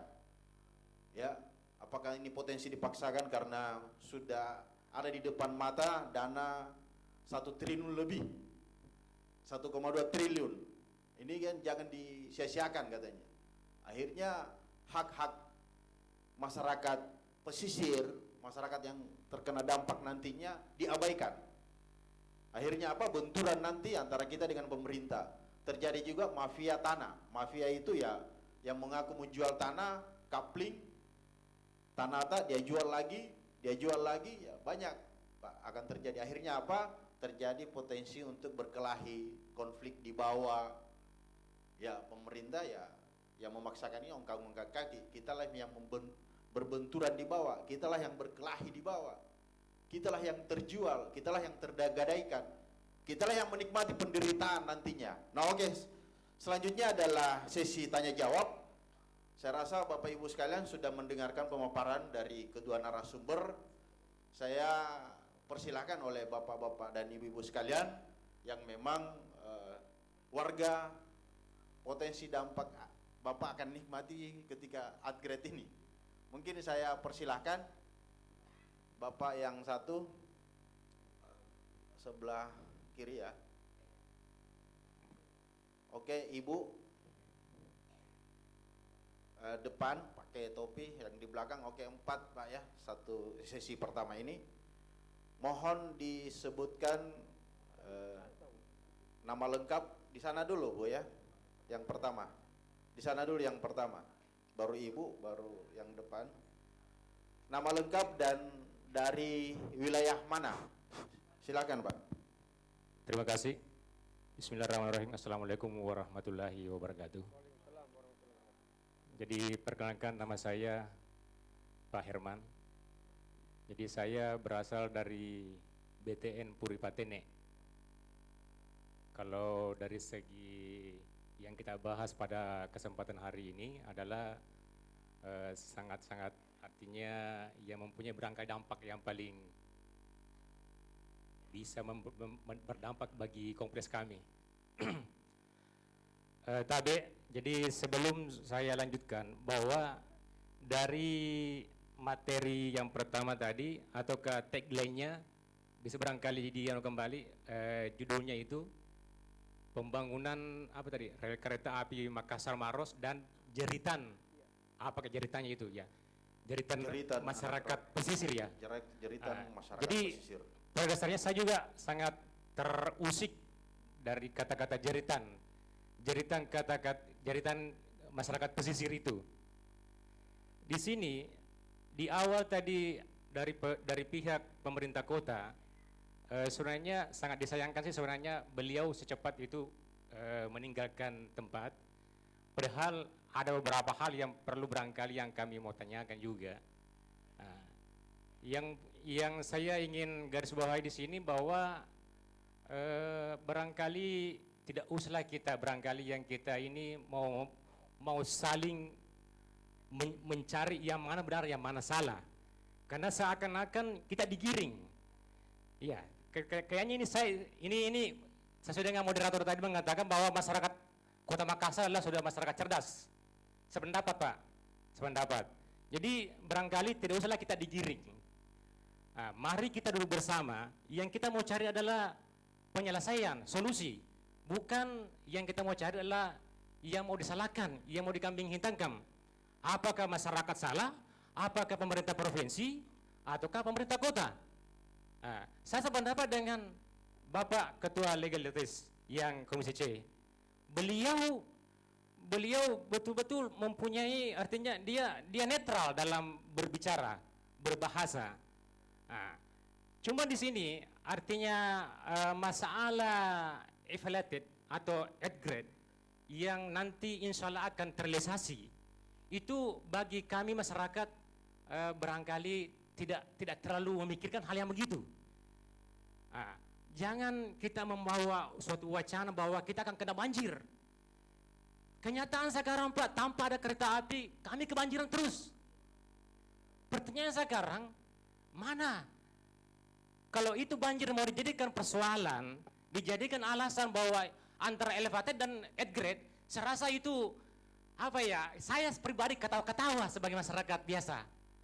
Saya sangat ketawa kalau itu dijadikan alasan. Karena kenapa? Kami tiap tahun kena banjir terus. Nah, kalau itu mau dijadikan alasan. Tapi kalau itu kita artinya mau mencari solusinya, mencari jalan keluarnya, itulah tadi duduk bersama, mencari solusi. Nah, saya akui Pak Dani Pemantau dia orang dari arsitek. Saya orang teknik Pak. Saya orang teknik. Saya alumni teknik juga. Nah, jadi berbicara masalah teknis begini, berbicara masalah kajian-kajian keilmuan, tidak ada sebenarnya kalau kayak kita ini bagusnya kita bawa ke pihak anggaplah di akademisi. Dan saya rasa juga dari pihak provinsi juga sudah menggait pihak Unhas. Sudah pasti melalui pengkajian. Apa dampak-dampak positif dan negatifnya kalau mengenai upgrade dan elevated. Bagi saya pribadi, saya tidak no problem masalah itunya. Intinya tetap kita dukung ini realisasi untuk rel kereta apinya. Tidak usah juga kita menyinggung bahwa ada dana yang sudah di depan mata yang ini siap kita. Ini baik kita masyarakat tidak pernah memikirkan hal yang begitu. Yang kita pikirkan bagaimana masyarakat ini hidup tentram, enak. Jadi kalau saya pribadi cuma saran saja hal yang ditempuh oleh pihak DPRD sudah sangat luar biasa. Dan itulah yang perlu kita dukung. Itulah yang perlu kita dukung. Bagaimana ini mendudukkan persoalan, bagaimana mempertemukan dari pihak provinsi yang dengan dinas kereta api ini dengan pihak pemerintah kota. Karena di sini kalau saya pribadi melihatnya ada tarik ulur kepentingan di sini sebenarnya. Yang menjadi ironis adalah masyarakat di bawah-bawah. Masyarakat yang diikut-ikutkan. Karena kalau upgrade juga, kalau ini kereta api ibarat kalau bahasa teknisnya sebenarnya kalau kita konkret Pak. ya konkret itu Pak. Oke. Secara nuansa ini sebenarnya sama masih hanya ada dengan 3 jalur, pertanyaan. ya Oke. jalan raya. Oke. Ya serasa begitu Pak. Terima kasih. Oke, terima kasih dari Bapak Herman atas pertanyaannya. Beliau mengatakan ya yang dibutuhkan sekarang adalah bagaimana bisa duduk bersama untuk membicarakan langkah solutif ya. Sebentar mungkin akan dijawab oleh Bapak narasumber atau langsung saja dulu Pak, baru kita lanjut ke penanya kedua. Oke, lanjut ke penanya kedua. Silakan Bu di Baik. Bismillahirrahmanirrahim. Baik, Assalamualaikum warahmatullahi wabarakatuh. Kebetulan Pak, pertanyaan saya sudah diambil sebagian diambil oleh Pak Herman, yang karena kami sama-sama kebetulan satu kompleks Pak, satu perumahan di Puripat Teknik Permai. nama Bu, nama. Oh, oke. Nama saya Rahayu. Kebetulan dapilnya Pak Sanggala Sadiko juga Pak. Jadi yang saya mau pertanyakan di sini Pak, karena sebagian sudah diambil oleh Pak Herman, yang saya mau tambahkan adalah seolah-olah banjir ini diakibatkan oleh, menurut narasumber yang pertama tadi Pak ya, oleh karena adanya pembangunan jalan tol. Tidak juga Pak. Saya tinggal di Puripat Teknik Permai sejak tahun 2004. Baru 3 tahun terakhir ini Pak, perumahan kami kebanjiran. Saya kebetulan tinggal di bagian depan Pak, di Jalan Poros. Saya sudah 2 kali menimbun Pak, yang sekarang timbunan saya otomatis sudah 80 cm. Itu pun masih banjir. Dalam rumah sebetis, di luar rumah sudah sepaha, baut yang tinggi badan seperti saya 150 cm. Jadi tolong Pak, mungkin karena Bapak sebagai perwakilan dari Inkalindok Sulsel, tolong Pak, bangunan-bangunan yang baru itu jangan merugikan warga Pak. Karena sejak dibangunnya gudang 88 miliknya Pak Ronald, itu kami sudah tidak pernah tenang tinggal di situ Pak. Hujan saja sedikit kami sudah khawatir banjir. Ya, jadi jangan hanya menyalahkan jalan tol Pak. Gudang-gudang milik orang lain juga Pak harus dipertimbangkan itu. Kemudian yang kedua, yang perlu saya tambahkan juga di sini Pak, seperti kata Pak Herman tadi, jangankan dibangun elevated atau at grade, sebelum ada itu saja Pak kami sudah kebanjiran. Jadi tolong Pak, jangan diresahkan kami warga dengan bayangan-bayangan yang belum tahu, kita akan tahu ke depannya bagaimana. Terutama buat narasumber yang pertama Pak. Kemudian yang terakhir untuk narasumber yang kedua Pak Sanggala Sadiko, tolong Pak sekali-sekali jangan masuk ke Puripat Teknik Permai Pak saat suasana banjir Pak.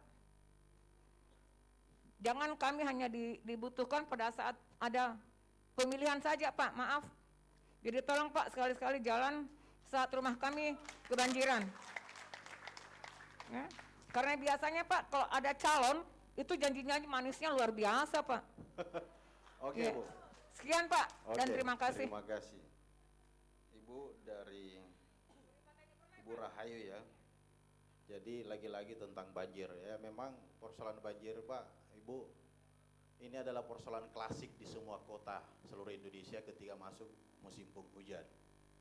Ya, tugas kita, pemerintah dan masyarakat mungkin atau semua stakeholder adalah bagaimana mengambil langkah strategis untuk meminimalisir itu ketika kita masuk pada musim penghujan. Ya, jadi gitu. Ini persoalan klasik yang terus mendera kita, kota-kota besar tentang banjir. Yang pertanyaan, apa yang kita kerja untuk meminimalisir datangnya banjir ketika masuk musim penghujan? Yang masalah kalau musim kemarau baru banjir kan. Oke, lanjut ke penanya ketiga yang pakai topi depan. Oh, pakai songkok. Saya enggak tunjuk tadi itu. Oke, lanjut Pak. Ya, terima kasih banyak kesempatan kami yang diberikan. Nama Pak? Jumado dari Kecamatan Tallo, terkhusus Kelurahan Tallo.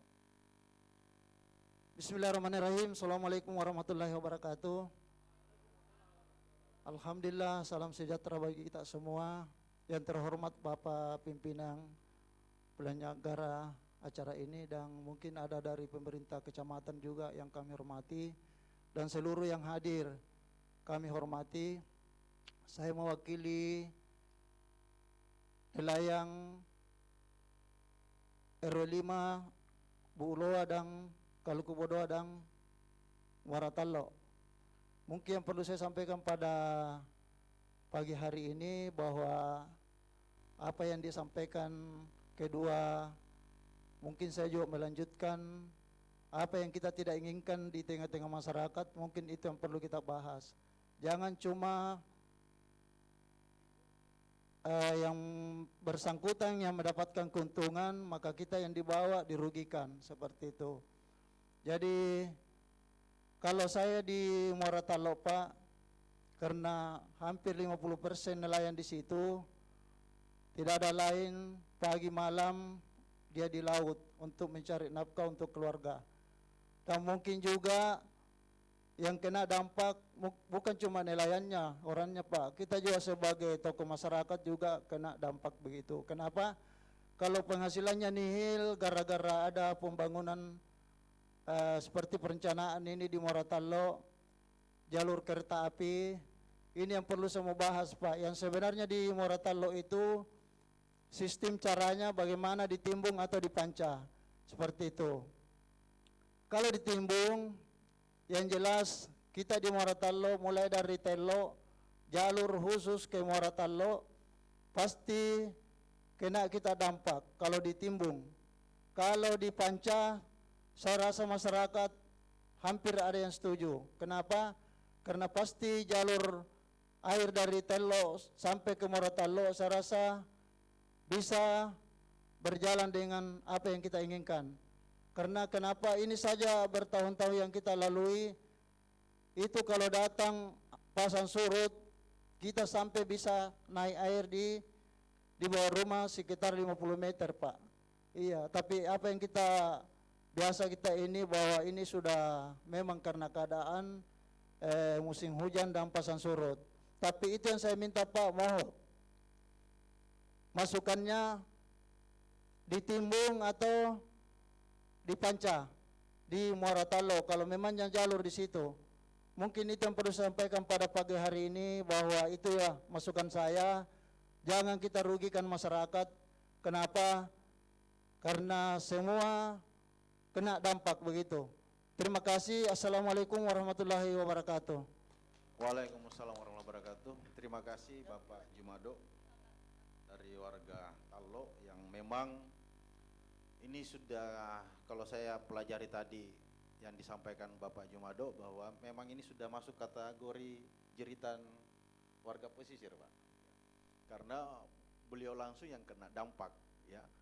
Berbeda dengan warga yang tinggal di kompleks atau perumahan, karena mungkin mereka ada profesi kerja di kantoran atau bagaimana. Kalau ini kerjanya langsung di laut, kasihan. Jadi memang pasti warga yang memiliki mata pencaharian di sekitar pesisir itu pasti akan berteriak karena terancam mata pencahariannya. Jadi ini juga menjadi kajian yang sangat penting tentang posisi warga Tallo, warga pesisir yang memang perlu dipikirkan keselamatannya, keamanannya, kenyamanannya ke depan, ya. Wajar kalau beliau berteriak tentang ya mereka yang mendapat keuntungan, kami yang menikmati penderitaan itu. Ya, ini mungkin menjadi pertanyaan bagi kita semua, Pak. Baik, selanjutnya cukup 3 dulu ya. Sebentar dilanjut di sesi kedua.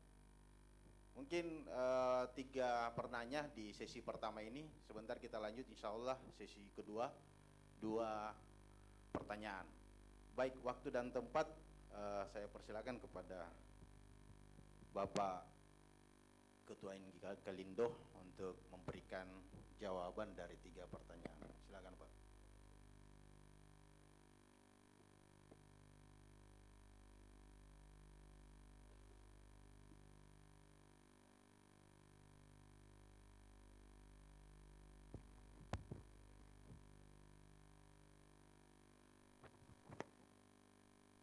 Ya, makasih Pak Moderator. Ada 3 pertanyaan. Ada Pak Herman, ada Pak Rahayu, ada Pak Ibu Rahayu, dan ada Bapak Jumado. Jadi saya tidak dalam posisi membawa alam bapak-bapak dalam konteks menolak atau menerima. Jadi keberadaan saya adalah sebagai seorang yang mau memberi penjelasan terhadap kemungkinan dampak lingkungan berkaitan kalau dia elevated, kalau dia grade. Jadi saya harus clear ya untuk bapak-bapak di sini. Menarik sekali dari Ibu Rahayu dan Pak Herman. Dia mengatakan bahwa bukan cuma jalan tol ya yang menyebabkan banjir. Jadi kalau Ibu tadi menyimak, saya punya bagus-bagus ya, menyimaknya bahwa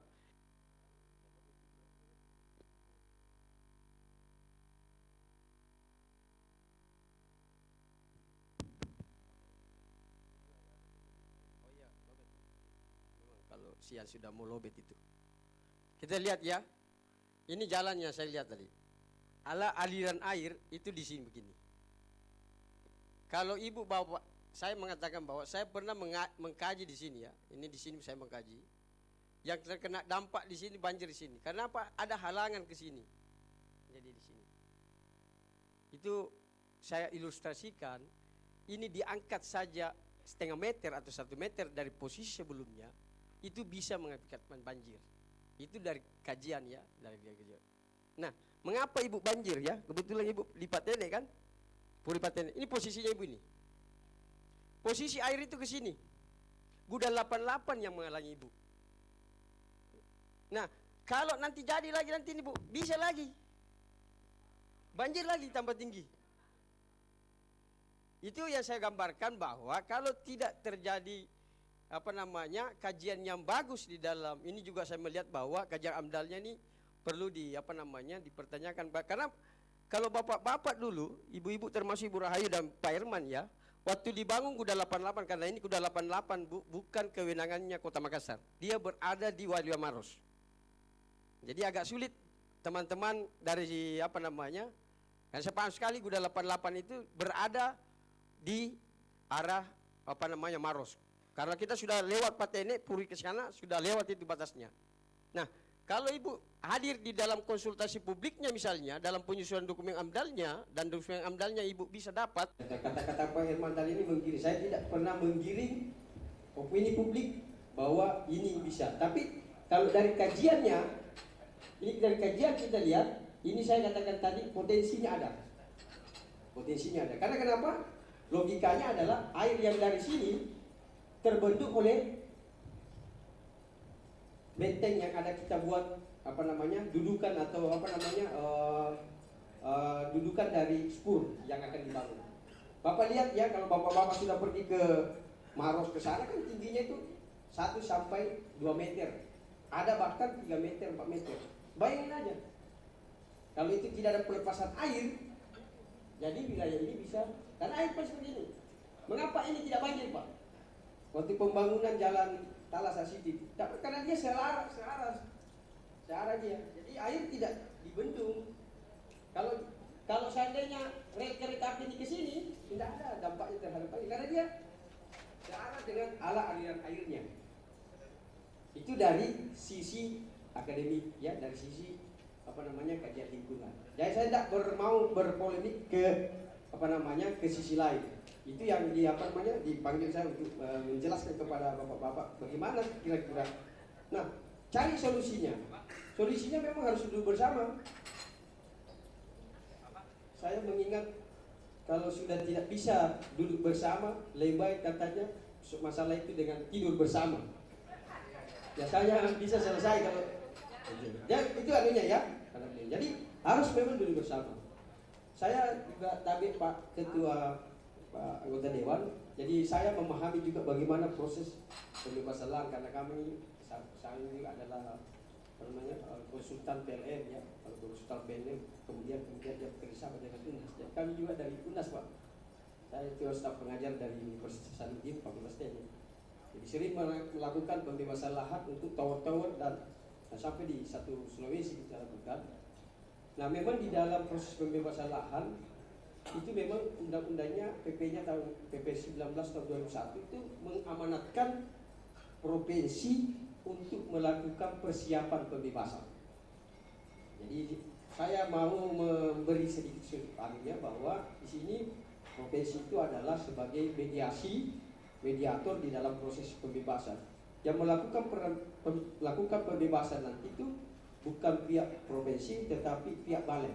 Kalau bapak-bapak nanti buka PP 19 tahun 2000 PP 19 tahun 2021 tentang bagaimana pembebasan lahan, di situ sudah jelas bagaimana fungsi dan kewenangan. Jadi di situ kewenangan-kewenangan yang kita bisa lihat.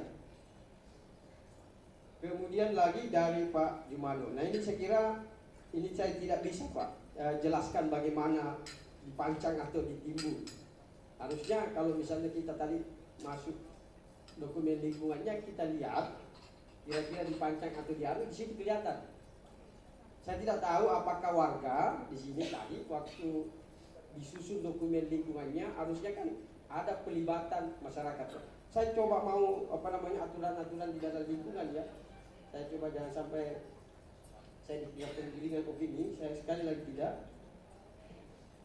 Nah ini, kalau kita lihat di dalam AMDAL itu ini ada, ini undang-undang cipta kerja ini kalau kita mau menyusun AMDAL, karena saya ini sudah 20 tahun lah menyusun AMDAL dan saya ketua timnya pembangunan AMDAL CPI dan saya sudah pernah masuk di dalam PT UN. Jadi apalagi digugat oleh Walhi. Dan alhamdulillah saya memenangkan gugatan itu. Karena pelibatan masyarakatnya benar. Ini pelibatan masyarakat. Salah satu ini bisa digugat kita kalau kita tidak melibatkan. Bapak-bapak yang dilewati jalurnya, diambil lahannya, dikena lahannya, harus dia masuk di dalam konsultasi publik. Nah, saya tidak tahu ya, saya lemparkan saja apakah Bapak itu terlibat, itu bukan.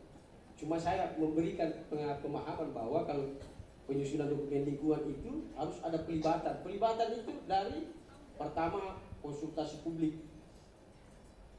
Waktu saya menyusun KLPL juga tidak lakukan konsultasi publik, walaupun sebenarnya tidak wajib. Kalau KLPL, kalau AMDAL wajib ya. Tapi kalau seperti pembangunan kereta api wajib ya. Jadi mulai tadi yang dikena itu mulai dari kalau kita tadi lihat desa kelurahan Bulu Roke, kelurahan Kaluku Bodoa, kelurahan sebenarnya saya juga mudah-mudahan ada dari Dinas Lingkungan Hidup Provinsi Kabupaten Kota, apakah dia dipanggil waktu seminar AMDALnya, itu juga bisa dilihat. Itu, nah ini kalau begini bapak-bapak bingung semua bahwa ada yang sudah ada ya. Saya curiga tidak dipanggil waktu penyusunan dokumen lingkungannya. Ini pelibatan. Kasus-kasus ini kita harus tahu. Kemudian ya itu tadi untuk Pak Jumado, kalau dilihat arah desain yang dia miliki oleh balai kereta api, ya kemungkinan besar dia melakukan penimbunan di sepanjang rute tadi. Tapi kalau untuk di jembatan dia pasti akan panjang Pak, karena dia akan pasang abutmen di sisi-sisi kiri kanan.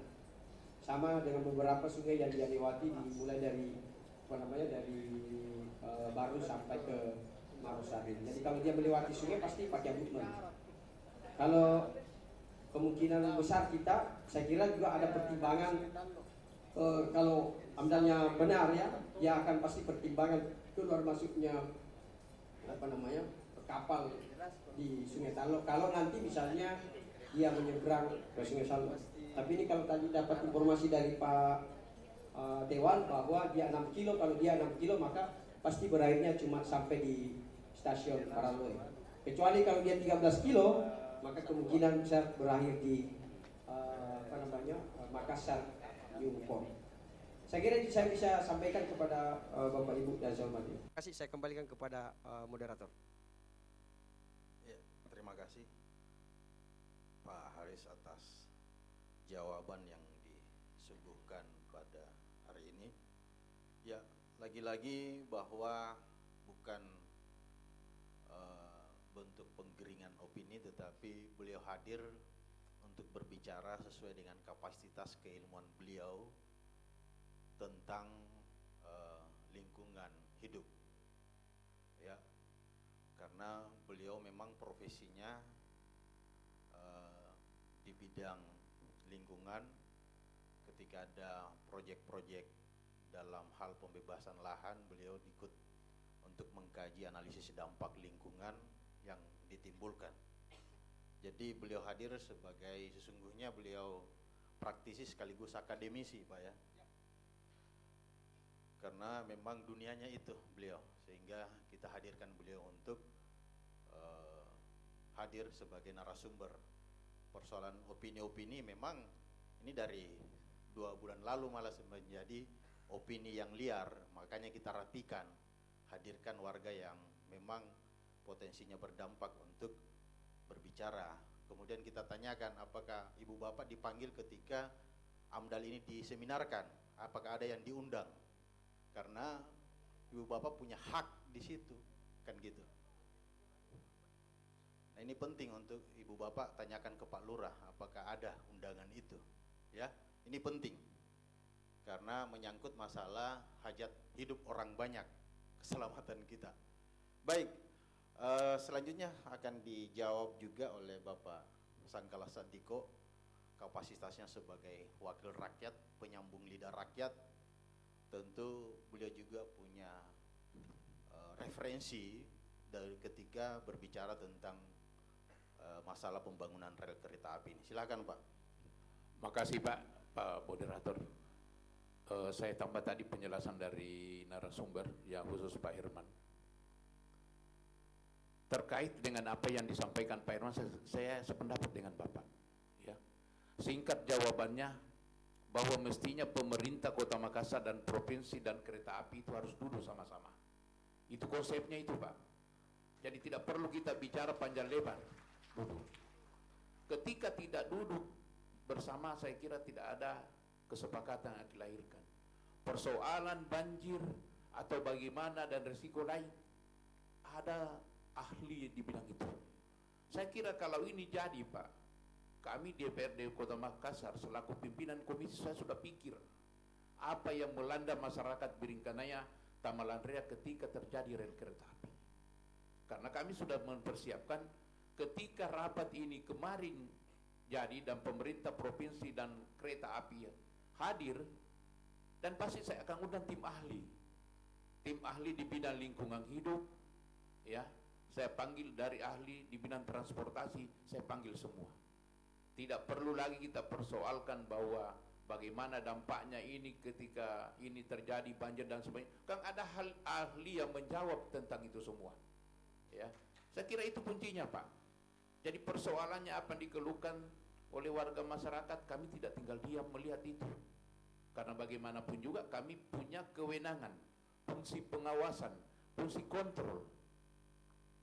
Dan pasti kami akan lakukan itu Pak. Kami akan lakukan. Karena bagaimanapun juga kalau berbicara soal dampak, ya terjadi misalnya banjir, masyarakat mengeluh, larinya juga ke saya. Nah, sebelum terjadi hal-hal seperti itu, pasti kami menyikapi dengan cara bagaimana supaya sebelum terjadi keluhan itu akan kami lakukan. Ya, kami memanggil Dinas Lingkungan Hidup, memanggil ahli di bidang transportasi, memanggil dari ahli di bidang yang menyangkut masalah ini kaitannya dengan warga masyarakat kalau misalnya banjir. Yang kedua dari Ibu Rohaya, persoalan banjir ini, Tabe, kalau narasumber tadi mengatakan bahwa di tanahnya Pak Kuda 88 itu Maros, itu tidak semuanya Pak, karena ada sebagian di Makassar, ada sebagian di Maros.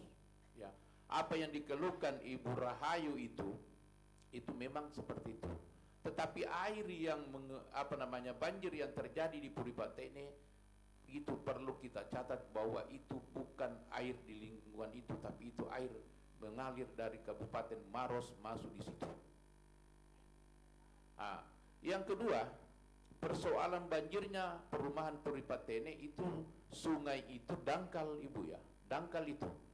Pernah saya sampaikan, ketua RW-nya itu ajukan surat kepada DPRD Kota Makassar supaya saya bisa bantu untuk pengerukan itu, bekerja sama dengan Pak Ronald. Ini tanggung jawabnya Pak Ronald. Ya. Ketiga, dampak yang terjadi di masyarakat Puripatene, developer itu belum menyerahkan ke pemerintah kota itu Pasum dan Pasos. Ya. Jadi bagaimana kami bisa menyikapi, bagaimana kami bisa memfasilitasi jalan dan drainase sementara tanah itu, Pasum Pasos itu belum diserahkan ke pemerintah kota. Pernah saya undang Pak kepala pemborongnya itu ya, kontraktornya itu Puripatene, dan beliau menjanji 7 hari setelah RDP ini kami akan serahkan, ternyata barangkali sampai hari ini belum diselesaikan. Ya, saya sarankan Ibu Rahayu menyurat kepada kami DPRD Kota Makassar, tujukan Ketua DPRD Kota Makassar, cekui Ketua Komisi C, saya akan panggil Pak Ronald dengan pemerintah Kota Makassar. Ya, itu Ibu surati saya akan panggil itu. Ya, apa tuh gunanya saya dipilih oleh masyarakat di sana kalau saya tidak bisa fasilitasi kepentingan masuk barang itu. Ya, jadi saya kira seperti itu. Yang ketiga dari Pak Jamado, persoalan apa yang dikeluhkan ini ada tugas yang menangani Pak, ada tim ahli dampak lingkungan, ada yang menangani. Jadi saya kira tidak perlu kita ragu-ragu. Yang jelas tujuannya adalah bagaimana pembangunan kereta api ini jalan untuk kepentingan masyarakat. Ya. Apakah itu elevated atau upgrade, yang jelas duduk sama-sama untuk berbicara mencapai titik kesepakatan dengan asumsi bahwa pembangunan kereta api ini untuk Makassar dan warga masyarakat yang ada di wilayah itu.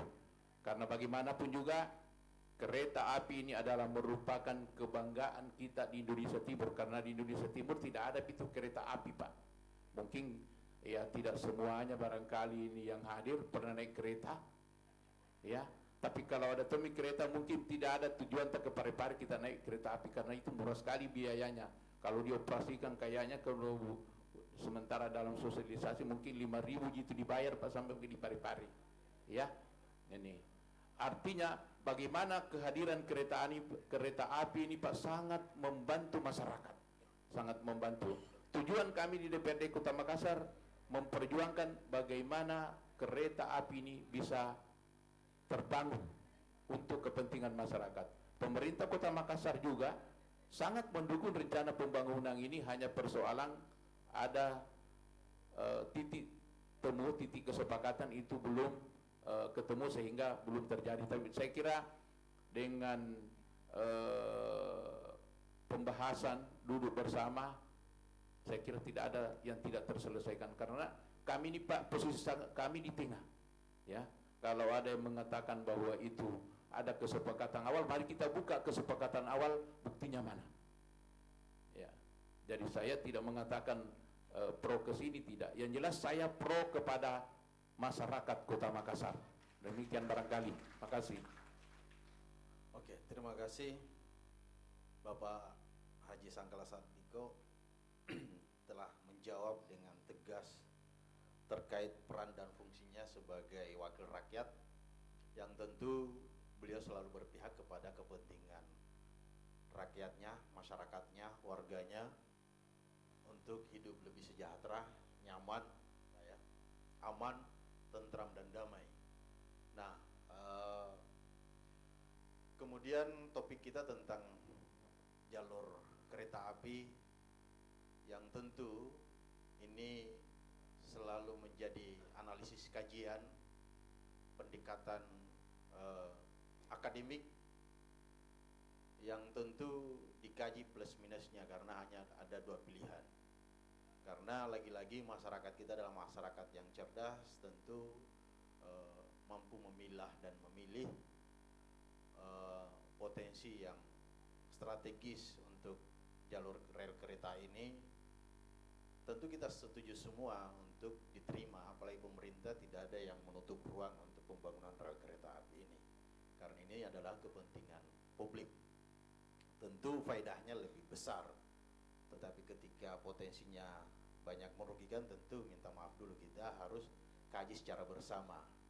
Tentu ego sektoral dari pemerintah provinsi harus siap-siap duduk bersama. Saya rasa dulu Pak pernah diundang ya, 2 kali diundang, hadir atau tidak Pak? Yang kedua tidak hadir. Artinya ego sektoral harus ditanggalkan dulu. Bicarakan dengan baik, dengan bijak. Langkah solutifnya apa? Tanggalkan ego sektoral itu Pak. Ego pemerintahan bahwa ini demi apa? Demi kepentingan warga atau demi kepentingan orang banyak. Baik, itu dari penjelasan dari Bapak Sangkala Satiko. Untuk warga yang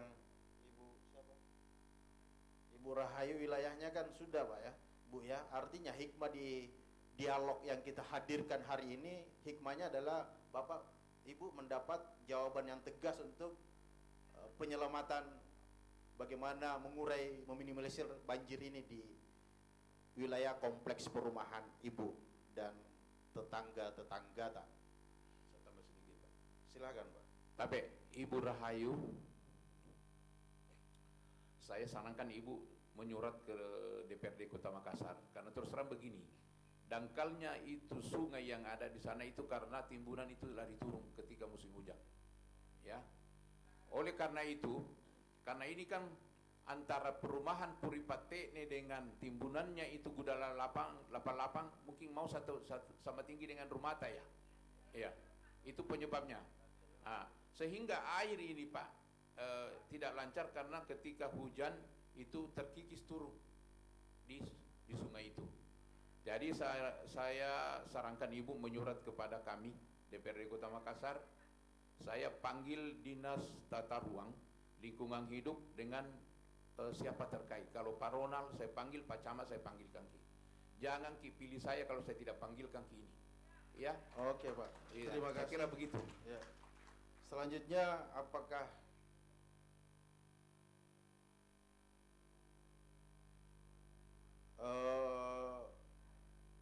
artinya gini, tetap kita fokus di cerita warga pesisir tentang elevated ini atau at grade ini, rel kereta, karena itu menjadi topik kajian kita. Jadi saya berharap penanya sesi kedua ini bisa lebih fokus ke efek atau imbas dari jalur darat atau layang ini. Mungkin 2 penanya aja untuk sesi kedua ini. Mungkin dari Ibu, kemudian Bapak depan.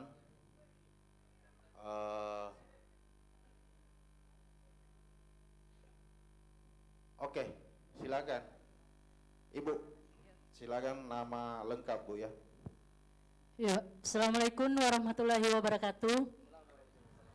Saya Ibu Zainab dari Pesisir Talo Makassar, dari RT 1 RW 4. Saya dampak pembangunan yang terjadi di pesisir itu akan merugikan nelayan Pak. Itu jelas karena lautnya akan diambil ruang wilayah tangkapnya, sehingga nelayan dia pasti akan terdampak ke ekonomi, bukan hanya kebanjiran, tapi dia akan kehilangan mata pencarian yang walaupun dia tetap bekerja sebagai nelayan, tapi itu sudah terganggu.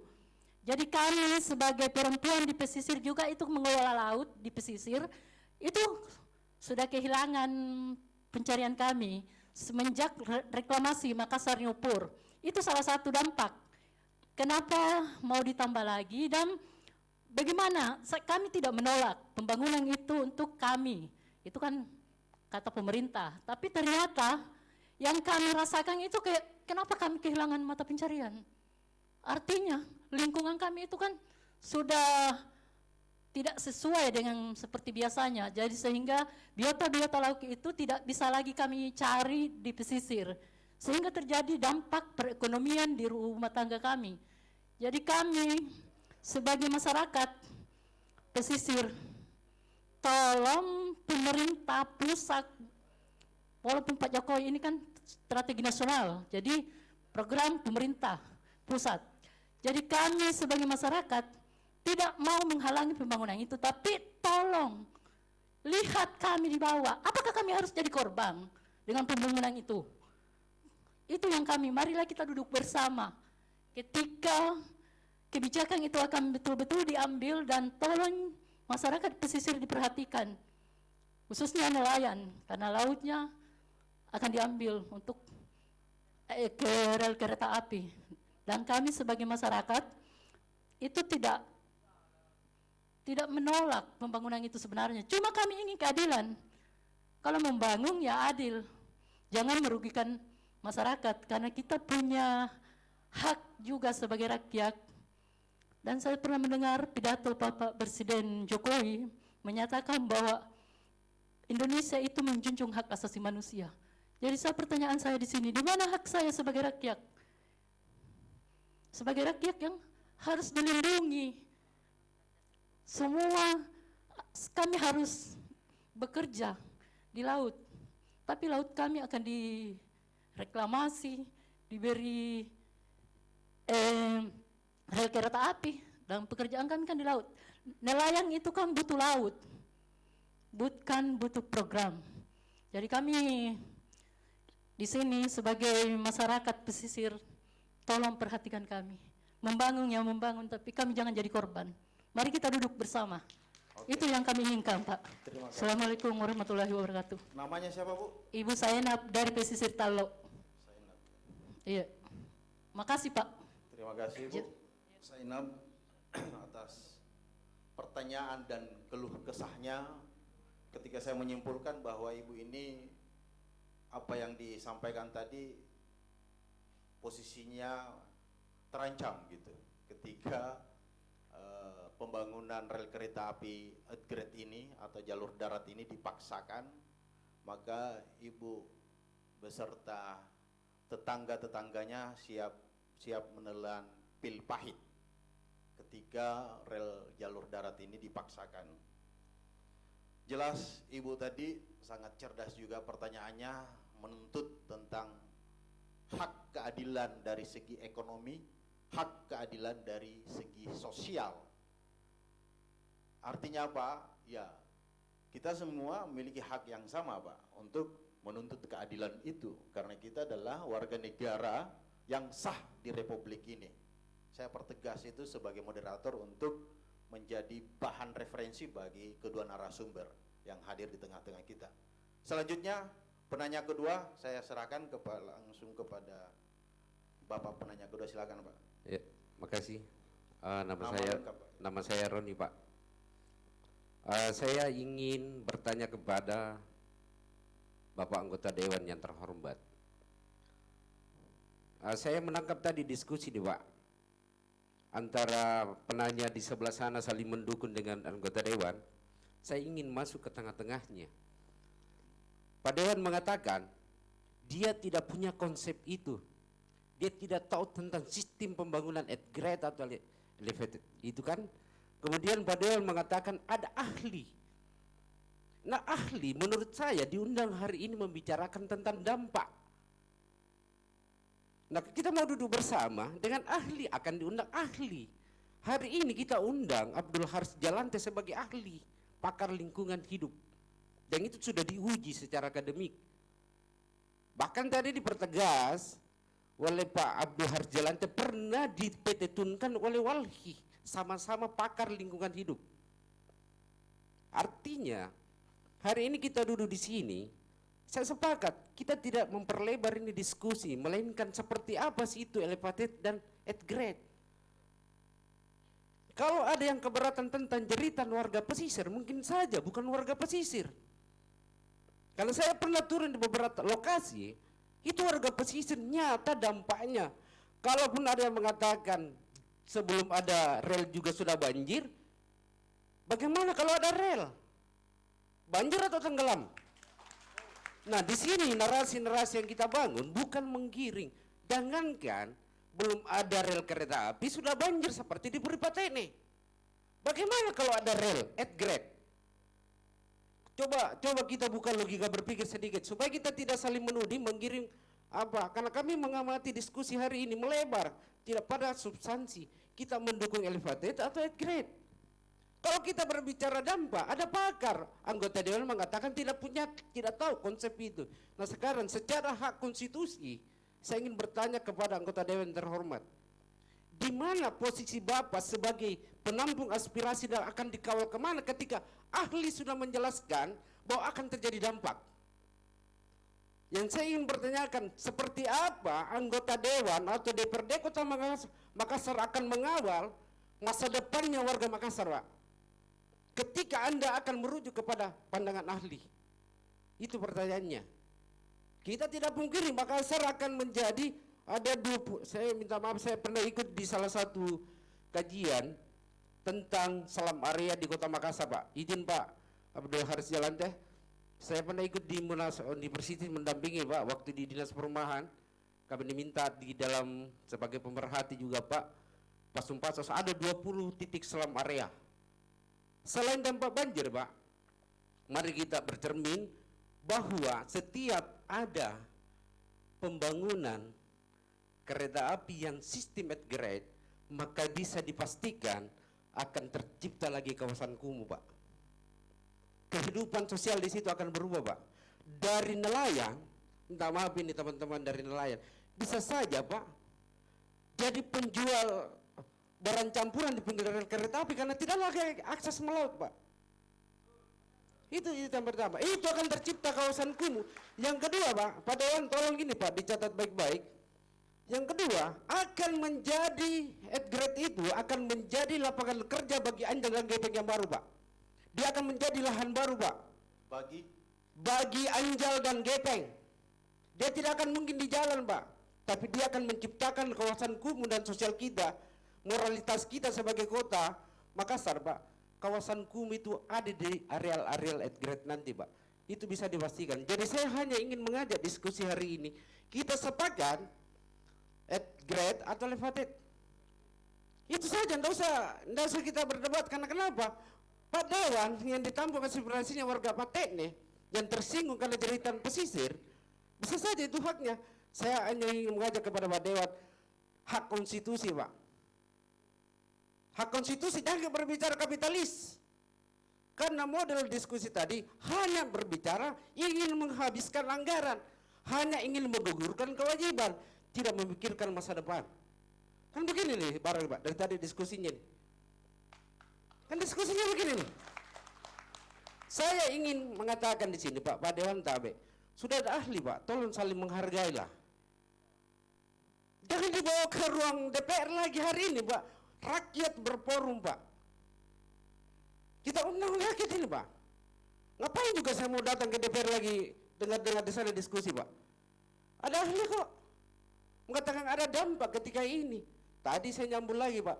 Sebelum ada rel kereta api at grade sudah banjir. Jadi kalau ada lagi at grade ya Pak, apa namanya itu? Jadi tidak ada penggiringan di sini Pak. Tidak ada penggiringan di sini Pak. Rakyat berforum hari ini Pak. Saya minta kepada Bapak anggota dewan yang terhormat, akan dibawa kemana ini Pak masa depan kita? Kita akan kembali ke zaman Bahlul atau kita membeli masa depan?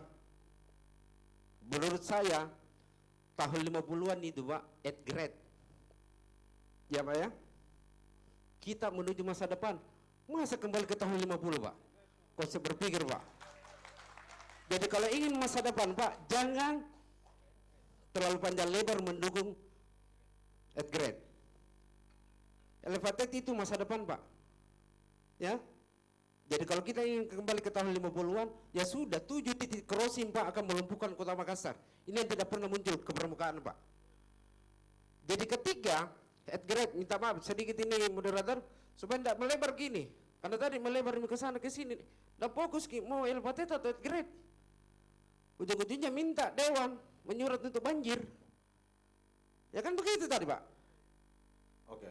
Nah, saya minta di sini, Pak, 7 titik crossing dari data yang saya terima, Pak, itu akan memutuskan perputaran ekonomi dalam waktu 5 menit. 5 menit di cross, itu Pak, kalau 5 menit di portal itu upgrade, jangankan Pak Biringkananya, macet saja motor berhenti di lampu merah, sudah lumpuh sampai urip, Pak. Nah, kalau upgrade di portal, Pak, di cross, di portal, berapa menit dan berapa kali sehari, lumpuh kota, Pak. Berarti kita kembali ke zaman batu aja, Pak, kalau mau upgrade. Ini persoalan ekonomi, katanya kereta api datang untuk kesejahteraan masyarakat, tapi kalau di crossing, Pak, crossingnya ditutup. Sementara janji Jokowi memperbanyak infrastruktur untuk percepatan ekonomi. Nah, kalau di cross, di portal, logikanya di mana? Makanya hari ini, Pak, tolong Pak Dewan, dipertegas saja, Pak.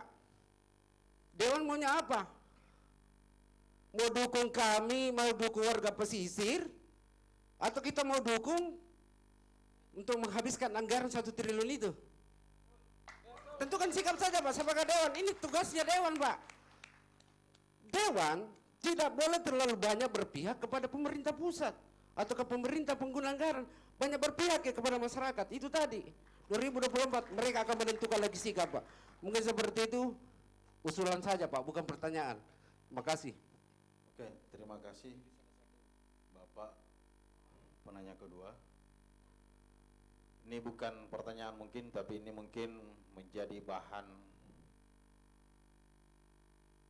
acuan, referensi kita terkait tentang kajian atau dialog kita pada hari ini, pembangunan rel kereta api jalur darat atau layang, karena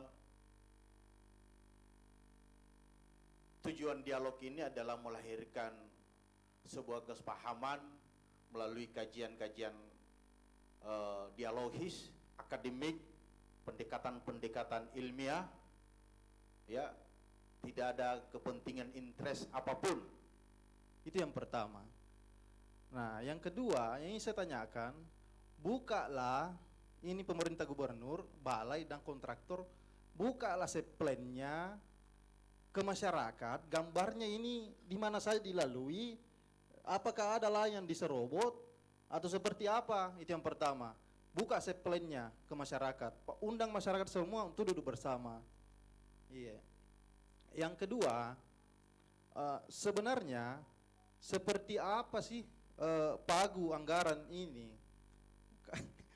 Apakah memang ini pagunya upgrade atau elevate? Kalau dia upgrade, ya buka juga. Itu tadi kuncinya, kata kuncinya buka selebar-lebarnya, transparansi. Kalau memang ahli mengatakan ini bahaya, ini meresahkan, ataukah ini mengancam masyarakat pesisir, ya itu tadi. Apakah bisa dianulir kalau itu upgrade atau elevate? Karena apa dasarnya ini kan Makassar ibu kota provinsi, baru pakai upgrade sudah banjir. Nah, apakah pertanyaannya, apakah Makassar atau warga pesisir mau juga merasakan seperti baru? Nah, itu saja. Ya, mungkin itu dari saya. Assalamualaikum warahmatullahi wabarakatuh. Waalaikumsalam warahmatullahi wabarakatuh. Penanya ketiga, saudara Bapak Umar, mempertegas saja, sesungguhnya dia cari narasumber dari provinsi, Pak, sama balai kereta api, tetapi ya tidak hadir juga, jadi agak susah memang untuk ketemu. Kemudian beliau tetap menginginkan ada duduk bersama, membicarakan secara bersama, jalan keluarnya seperti apa. Kemudian Pak Umar mengatakan bahwa pemerintah provinsi seolah-olah menutup-nutupi ini pembangunan karena tidak dibuka ke publik secara transparan tentang set plan-nya. Pak Haris juga tadi belum dapat juga tentang akses jalurnya ini kemana, dari titik A ke B ke C kan.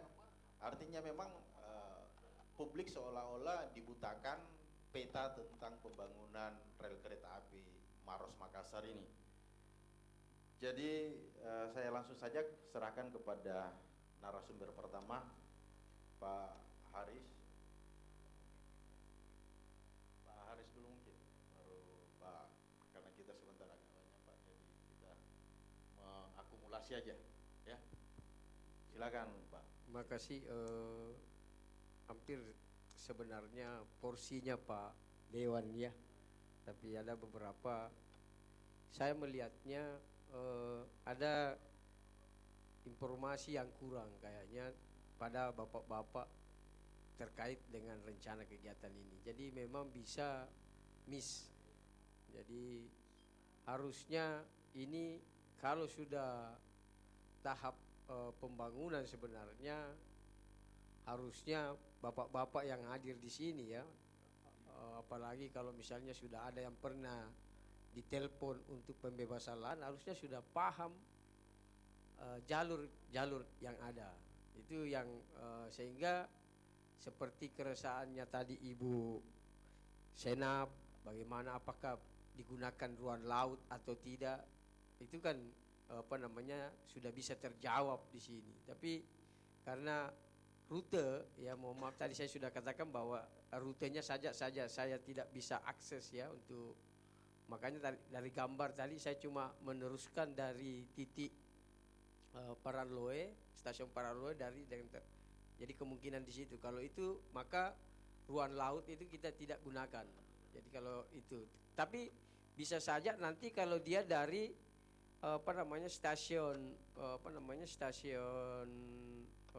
Paraloe masuk ke ke Makassar Newport. Nah itu saya belum lihat juga, saya nyambungnya karena di situ nanti ada beberapa melewati wilayah-wilayah perairan, karena kita kan punya Newport itu kan agak menjorok keluar.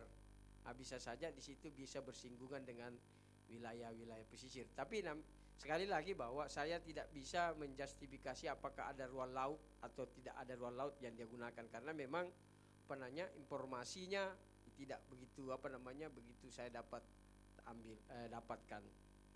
Kemudian lagi harusnya memang di dalam kajian-kajian dokumen lingkungan saya kira wajib bapak-bapak yang berada di sekitar situ, termasuk sebenarnya lurah-lurahnya, camat-camatnya sudah harus sebenarnya tahu.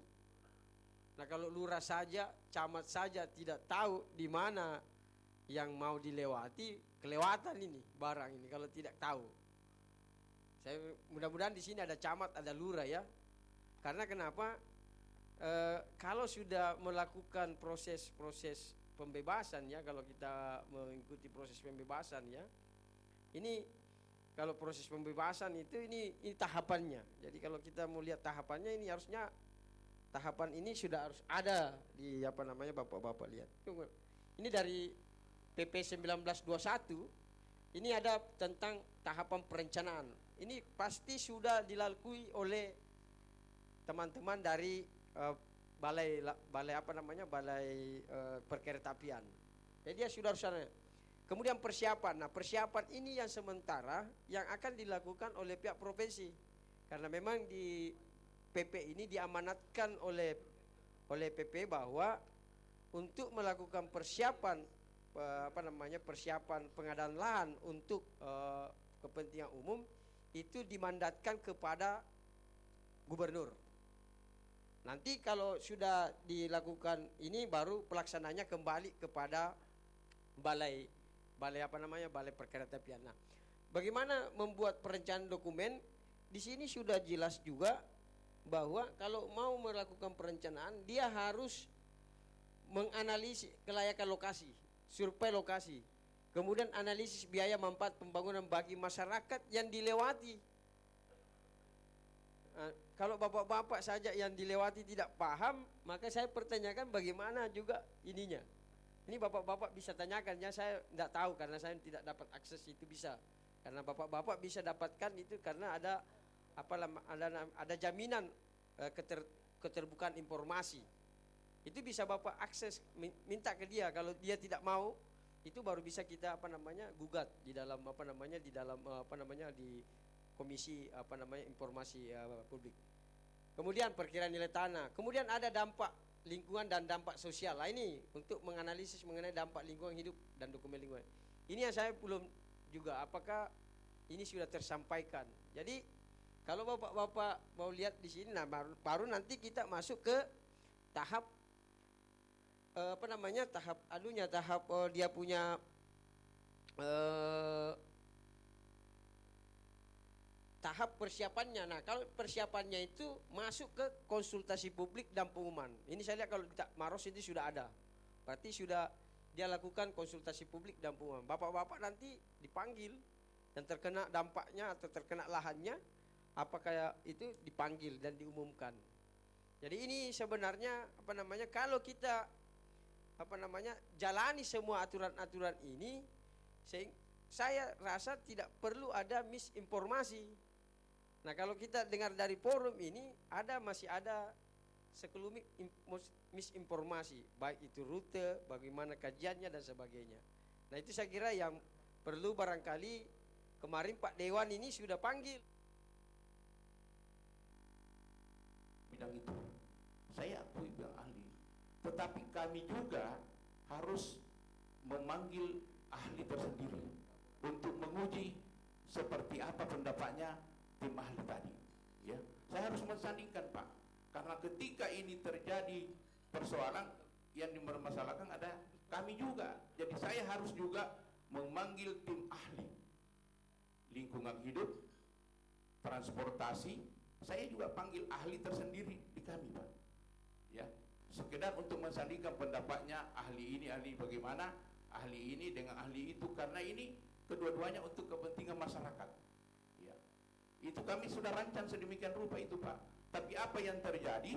Bagaimana saya bisa membuka itu set plan yang ada, sementara yang pegang set plan ini tidak hadir. Jadi apa yang kami bisa bahas Pak? Tetapi bukan berarti sampai di situ, kami tetap akan melakukan koordinasi dan komunikasi untuk mencapai target yang direncanakan. Yang jelas bahwa kami akan mendukung tetap program itu. Bagaimana rencana pembangunan kereta api ini bisa jalan sebagaimana yang kita harapkan. Kami Pak terus terang tidak bisa memutuskan, apalagi hari ini at grade atau elevate, tidak. Yang harus memutuskan at grade elevate adalah rapat itu. Saya kira begitu barangkali Pak. Makasih moderator. Terima kasih Pak atas jawabannya. Tadi Pak Sangkala Sadiko sempat menyinggung tentang anggaran. Ini kasihan anggaran kalau tidak digunakan untuk kepentingan publik. Pertanyaannya kemudian, apakah tetap dipaksakan digunakan dengan melihat realitas yang ada banyak kontra dan efeknya potensi banjir dan macet total itu Pak akan tetap dipaksakan ke sana atau bagaimana?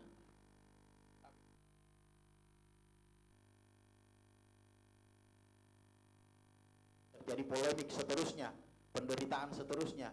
Jadi mungkin langkah solutif itu adalah membicarakan secara baik, semua stakeholder harus dilibatkan secara terbuka dan secara transparansi.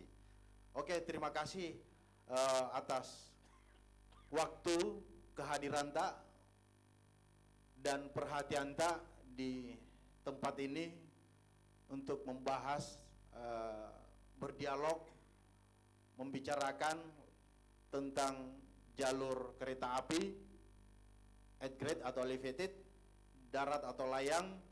Mungkin karena forum ini lebih dominan banyak yang disalahi oleh pihak panitia atau provinsi tentang mekanisme jalannya atau prosesnya pembangunan atau pembebasan lahan itu banyak yang dilangkahi, tidak juga dibuka ke publik tentang analisis dampak lingkungan itu, sehingga wajar ketika warga atau publik mempertanyakan tentang pembangunan jalur rel kereta api ini. Terima kasih atas waktu dan perhatiannya. Salam sehat selalu untuk kita semua. Terima kasih banyak. Billahi taufik wal hidayah. Assalamualaikum warahmatullahi wabarakatuh.